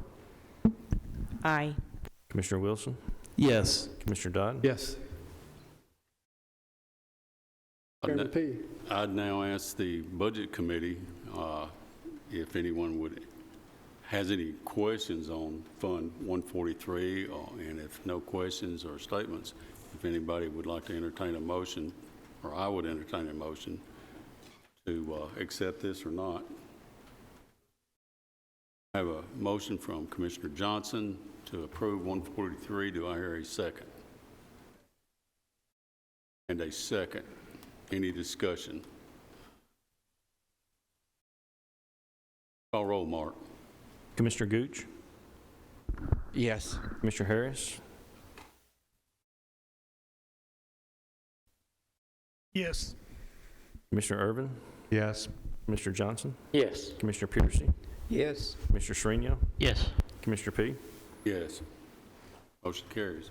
Thank you, Chairman P. Fund 177, I believe, is next. All right, so Fund 177, so this is a fund, just to kind of review, this is our capital projects fund that I believe, I don't even know how many years ago it started with the Bull and Nickel, so this is the fund that we do our capital projects outside of that are not actually building schools. And so I apologize, I went too far. I got trigger happy and pressed the button too many times. But Fund 177 revenue, so if you will turn, where's 177?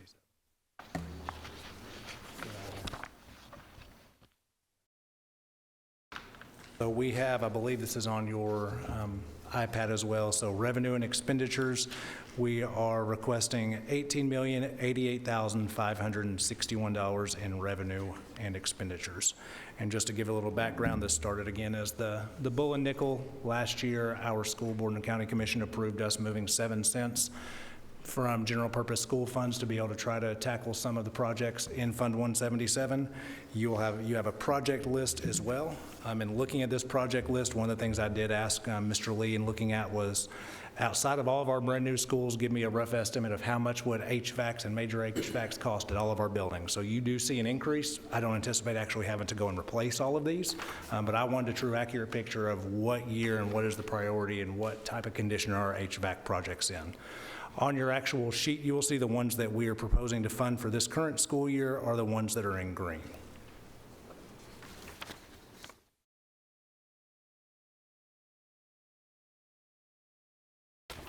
Is the green total $17,513,561? It is, because about $500,000 goes to the trustees account, I believe. What is the project at Wilson? Trey, you want to come up with a project at Wilson? Trey Lee, you come up here?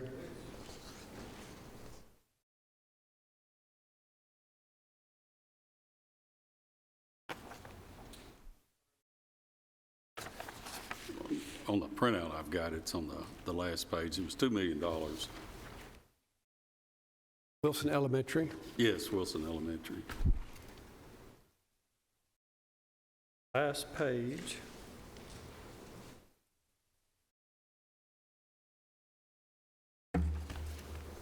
Find it, Dr. Sullivan, because I have it here. Oh, I'm sorry. Yeah. LED lighting? It's a roofing project.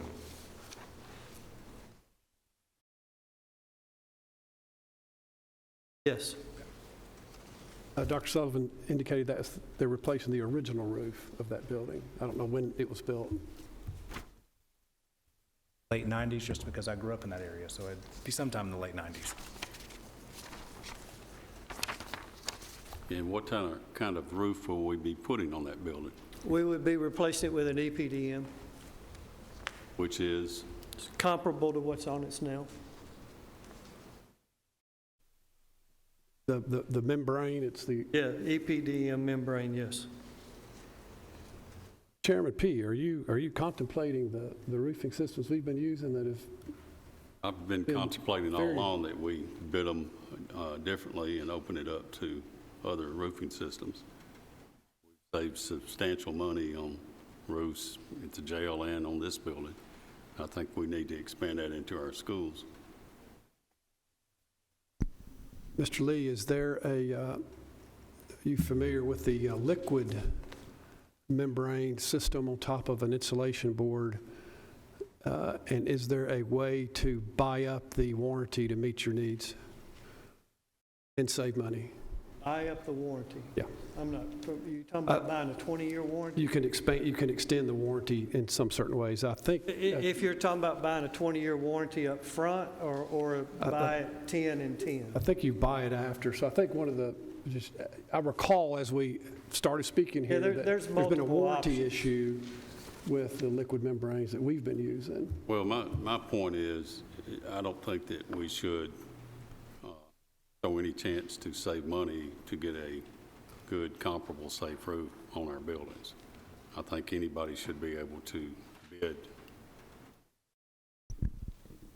I'll be happy to have those conversations and look and work with Trey and work with our school board and work to see what are the ways that we could put it out to bid, multiple avenues to see what would be the most cost-effective and longevity. Happy to speak to you about that. Sounds good. Overall, Fund 177 is a huge fund for us because it is vital to us being able to try to tackle some of our projects. Without having Fund 177, it would definitely increase what our ask was of the county commission to go back and have to look to take care of funds. So we appreciate the allocation, the continued allocation, and that was why we requested just the exact same amount in Fund 177. Mr. Chairman. Mr. Irvin. I certainly appreciate all the effort and everything that went into all of this. I was trying to sort out, a couple things kind of jumped out at me. If you look at the, I guess, left-hand column towards the end of the major HVAC, it says portables 30 at 6,500. And I was curious about that line. What is the curious? You're asking what are we replacing? What are you replacing the whole HVAC system? Portables have a single unit that feeds it, so yes, we are replacing we take the old one off and put a new one on. Okay. Yes, sir. So it's a complete replacement. Okay, thank you. Now, and I couldn't help but notice that there's quite a few Oakland, Riverdale, Smyrna items listed here. Could you help me understand? The commission just went through a process and funded substantial additions and renovations, and now there's quite a few additions or items on this list. I'm curious why they weren't kind of rolled in, or what's the distinction, if you would? Okay, so what the county just funded was additions and a couple of interior renovations. We did not fund the ongoing capital projects. Now, we could have, but that was not the wishes of the board. The board's wishes were to add on additional classroom space. If we had added these projects to it, it would have been substantially higher.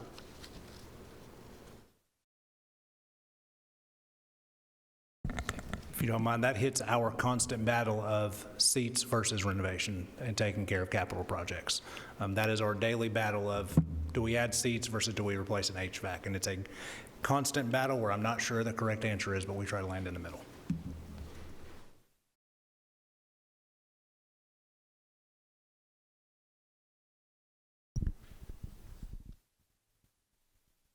Dr. Sullivan, what's the $80,000 at Stewartsboro for? $80,000 at Stewartsboro? Which page? Last page.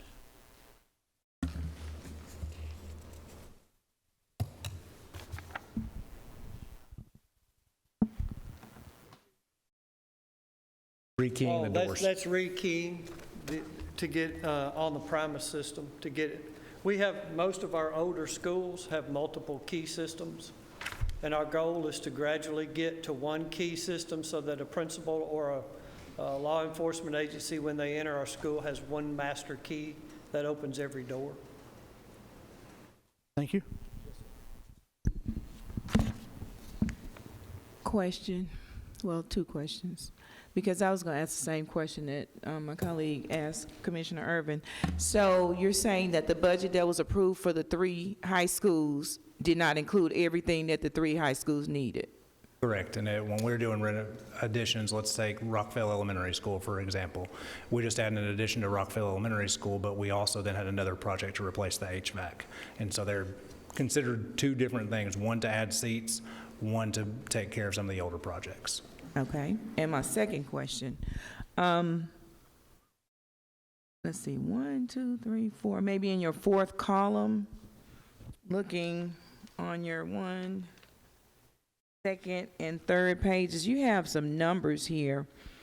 Number 1, number 2, number 3, number 4, number 5. What do those numbers signify? That would be in roofing. The numbers are in the first column next to the number, 1 through 5.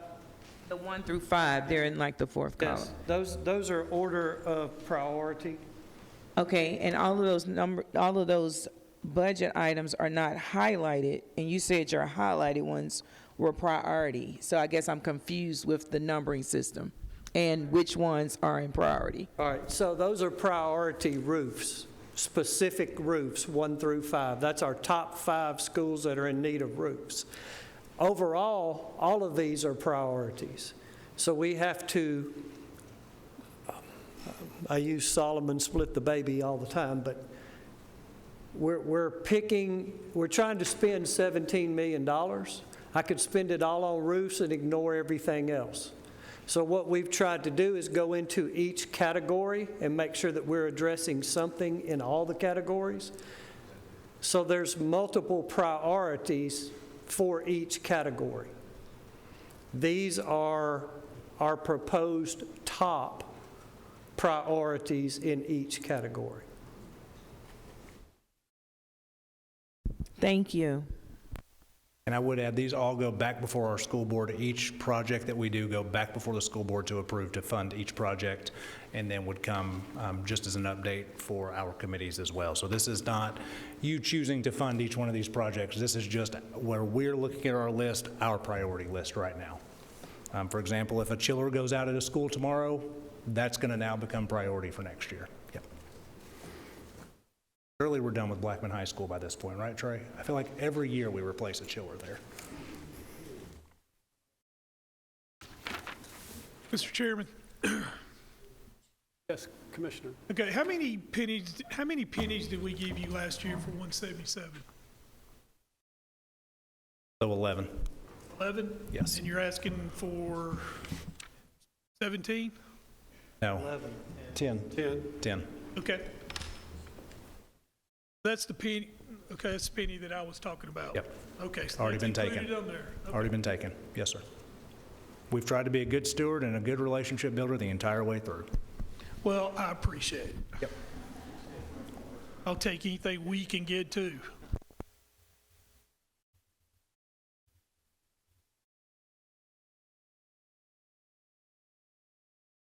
Any other discussion on Fund 177? Commissioner Phillips.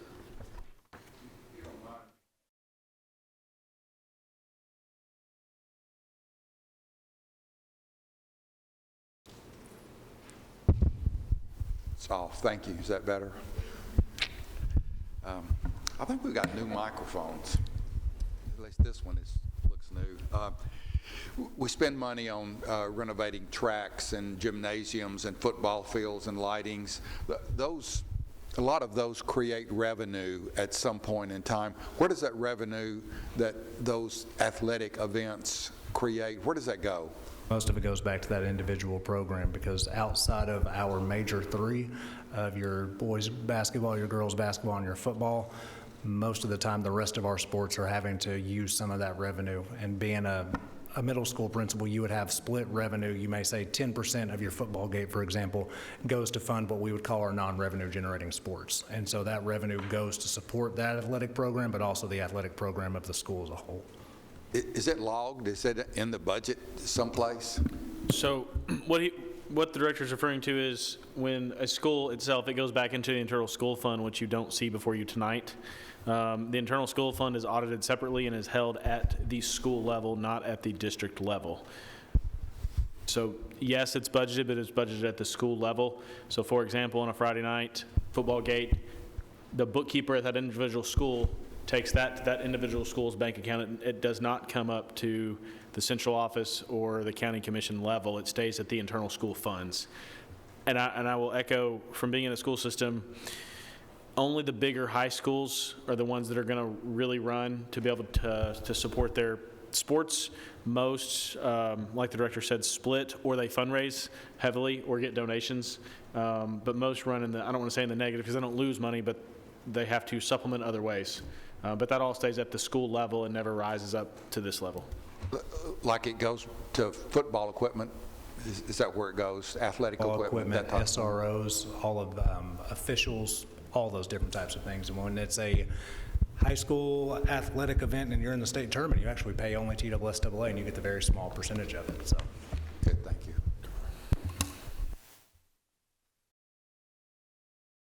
So we've heard the 177, and we've had discussion. I entertain a motion. I move to approve, Chairman, Fund 177. Second. Second by Commissioner McMurray. Any further discussion? Hearing none, Mark, call the roll, please. Commissioner Boyd? Yes. Commissioner Davidson? Yes. Commissioner Gooch? Yes. Commissioner McMurray? Yes. Commissioner Oliver? Aye. Commissioner Wilson? Yes. Commissioner Dodd? Yes. Chairman P. You've heard the discussion so far. Some of you have asked questions on this particular budget, 177. Do I hear any more discussion, or if not, I'll entertain a motion. Chairman Harris. Yeah, I just want to reiterate, the reason that I requested penny is because that penny will pay our debt services up to $20 million. So I just want everybody to understand that's why I asked for that. So the most important thing to me is maintaining our AAA rating. That is a huge thing to me. And a healthy in-fund balance is one of the criteria, and paying down debt and not having a lot of debt is a criteria. And I think we're going to be able to reach that based on what I've seen tonight. But that penny is important for us to do that. So that's all I had to say. Commissioner Irving, recognized. Mr. Chairman, I'm going to respectfully, number one, I appreciate the efforts that the schools have put together. I'm going to respectfully move to, or make a motion to put this to our next meeting, so that because we just received this candidly at the beginning of this meeting, and in my view, that's not quite enough time. So I'm going to make a motion to move this to our next special or other meeting, regular meeting, for purposes of the Budget Committee. Okay, we've got a motion to defer this to our next meeting. Do I hear a second? A second. Any discussion? All in favor signify by saying aye. Any opposed? No. Okay. We will send this to our, I guess it's the June 1st meeting, Mark. Okay. So that's 177. Question. Commissioner Oliver. This is a follow-up of what Chairman Harris said, or I don't know if you chairman is, but anyway, my colleague said. Could you please explain the significance of the AAA bond rating and how it's more beneficial to have money sitting in an account versus used towards some of our expenditures? Let's, if you don't mind, let's let Michael answer that for us. That's who I was asking. I'll be happy for the director of schools if he wants to take that one. So I did do an analysis, and I did report this back to budget, I think a few weeks ago. When we looked at, I did an analysis on what we look at borrowing coming up on the next borrowing cycle, and I'll tell you what I included on that, because that's what's going to play into this numbers. And essentially, I looked at the $156 million that the commission approved to borrow for the 3 high schools. I looked at a potential $60 million for a new elementary school. And then I also looked at the various county projects things like the I-24 interchange, things like a potential forensic center, things like that, or a potential transfer station. So all of those things in there are really close to $250 million. And so one of the things our AAA does is really two things. One, it saves us money based on interest rates. But the other thing it did was during this time when you had a lot of regional banks crashing, you had a lot of T-bills interest rates were rising really fast, and a lot of credit risk. Certain counties, or not counties, but certain entities with a lower rating they couldn't borrow. They couldn't go to the bond market. There wasn't somebody to buy their bond. And on second, they were going to pay a higher rate. So I focused on really looking at what was the rate difference there. And I don't have the exact rate difference in front of me tonight, but I did know on the very, very conservative end, over the course of 20 years, just on that piece of the debt issuance next year, we were looking at a savings for anywhere from $6 to $8 million, just on that particular debt issuance. And that, like I said, that was on the conservative end because interest rates fluctuate all the time.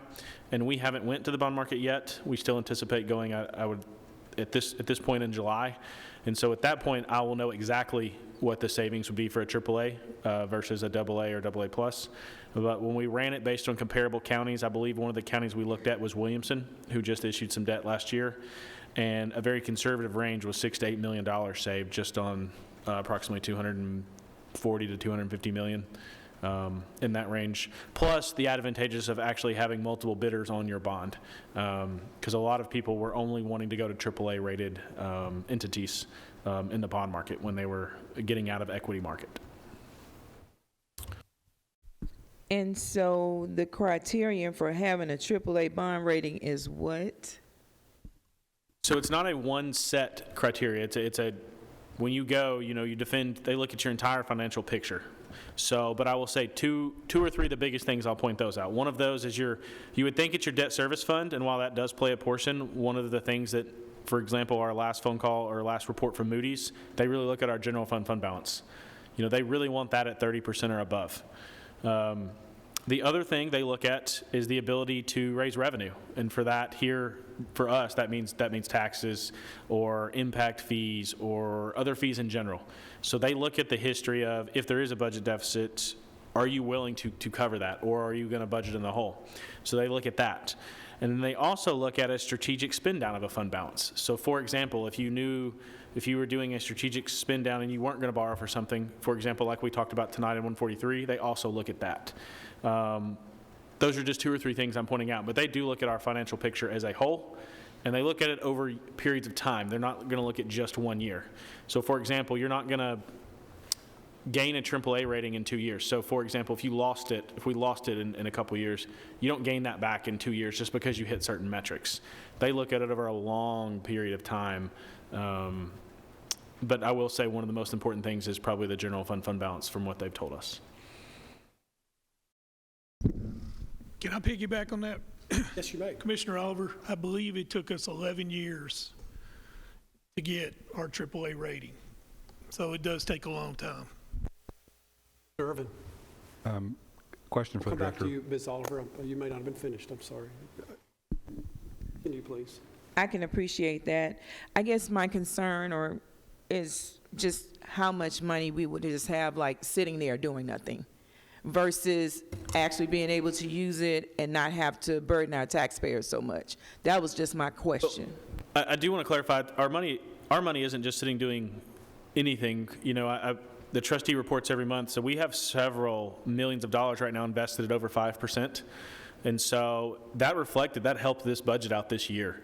So for example, we're millions over budget for investment income this year, which has really helped make up a shortfall in some other areas. And so we are earning substantial, I believe our savings rate, which is based on the federal funds rate, I believe is right around 4.5% right now. In the trust, just at our savings account or checking account, operating account balance. And I know we have several investments over 5% right now. So it isn't just doing anything, if that makes sense. We are generating income off of that while also saving money on a potential bond or debt issuance. Because while we're looking at just $250 million potentially over the next 12 to 18 months, we already have approximately $450 million in debt currently now. And I think the school's plan was in the neighborhood of $700 ish million over the next 5 years. And so you're looking at substantial savings, but also substantial investment income that we're earning on that as well. Plus the cash flow, it helps us respond to an emergency.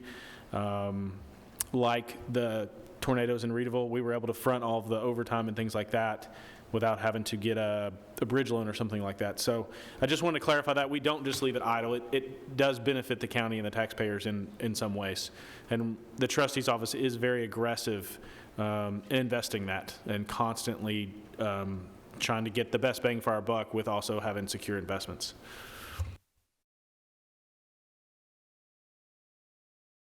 I see no further questions. Any other discussion? Any other questions for the school board folks? Commissioner Wilson. I just have a comment, Chairman. I want to thank the school board and Board of Education for a couple of things. One, asking us for only maintenance of effort when it was needed and being able to take care of business with your new funding, as well as 11 cents going into debt services is proposed. It's going to take care of a lot of what we're going to owe on needing to build these buildings. So I appreciate the cooperation between everyone working together to try to make the best choices. Thank you, Commissioner Wilson. Dr. Sullivan, you had a closing remark? Well, I did, but Commissioner Wilson just kind of covered it because I had it on here, so I didn't pay you for that, but I wish I could have. But overall, I did just want to thank, this has been about a 6-month cycle of us preparing our budget. We are just only asking for maintenance of efforts because we realize the ask. As Commissioner Wilson just mentioned, that did allow us to cover quite a bit of our debt. We were able to move 10 to 11 pennies for the county to be able to transfer that to our debt, which is a huge deal because if we would have requested just the amount of the pennies, we would have looked at another $15 to $17 million we could have definitely used for expenditures, but we looked to make sure that we could do that. And then 177, again, as you mentioned, we're just requesting the exact funding amount. And so we definitely appreciate the collaboration, appreciate your comments. Thank you, Dr. Sullivan. And I want to thank the Budget Committee. Chairman Dodd? Commissioner Piercy. Would you have a total of the proposed budget for this year and a total of last year's budget so we can compare the numbers? Bottom line. Full total. I'll calculate it real quick. Are you asking for that should be in your packet in front of you, on there for the amended budget for FY23, which we're currently under, is on there. And plus, the mayor board recommendation column has the proposed budget that's in front of you tonight. What page is it on? Which fund are you looking for? Total fund for the schools. For 141, 143, and 170. Every tax dollar that's going to go to fund the schools.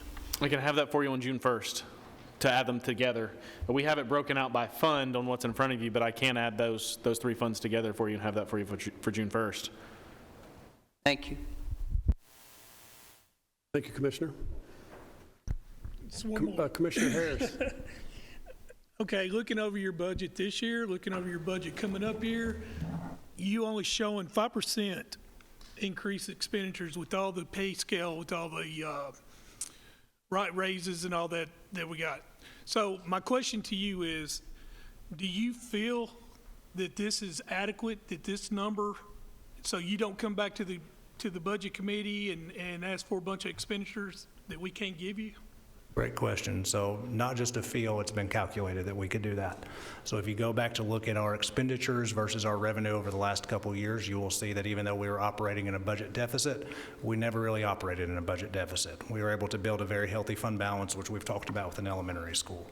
And so what this budget does is this budget truly does look at our expenditures and looks at our revenue to make sure that we can balance both of those. So in our calculations, absolutely. It's not a feel, it's a Brian and I have looked at every line item. Thank you, gentlemen. And as I was saying, I want to thank Budget for being here. I appreciate the scrutiny that Chairman Harris, Commissioner Irvin, of course, Commissioner Oliver, and those members of the Health and Ed Committee. Thank you for that scrutiny. I trust that the budget we forwarded to the Budget Committee will withstand that scrutiny, and I look forward to hearing y'all's debate on June the 1st Is there any other business before Health and Ed? I'll defer to Commissioner Oliver. He's already sitting down, but did we get an enrollment update? Yeah, I scratched over it, but excuse me, the enrollment update and just the BOE report. Your BOE update, I guess all of that is probably wrapped in together, but what's the enrollment? So enrollment update is still sitting right at about 51,000, including pre-K. We have our third-party vendor looking at zone lines is coming and presented to our school board on Thursday. So I know one of the things they're going to talk to us about is looking at our K enrollment versus our pre-K enrollment, looking at just total number of seats there. And then the other part of that is we, of course, are right in the middle of a lot of fun with third grade. And so our students did perform well. We're having some conversations with our parents now to make sure they know all the pathways with them, but we're working through that on a day-by-day basis. Great, thank you. Thank you, Commissioner. Thank you, Dr. Sullivan. Any other business for the Health and Ed? Commissioner? I was just going to, thank you, Mr. Chair. I was just going to say on a lighter note, I find this very interesting that for the school system, they receive an income $620,000 from the mixed drink tax. So I think that Commissioner McMurray's drinking and carousing is helping to fund the school system. So really appreciate that. Thank you. Health and Ed is adjourned. I'll defer to Budget. Chairman P. Of course, Chairman Gooch is still active on this committee. Sure is now. Is there anything that any of the committee members wish to bring up? I've got an announcement or two. Other than that, seeing no nods, I want to go ahead and talk about our next meeting, June the 1st. That's at 5:30, and it'll be here. And this is for our 2023-2024 budget review. And what will actually happen there, we'll have to propose the annual budget for publication. Basically, this is what's sent out so that the public can see what a tax increase would look like if there is a tax increase. And that will be before we leave that day, unless it gets continued, which could happen. But look forward to June the 1st being able to propose the annual budget for publication. Any other business? Hearing none, we're adjourned.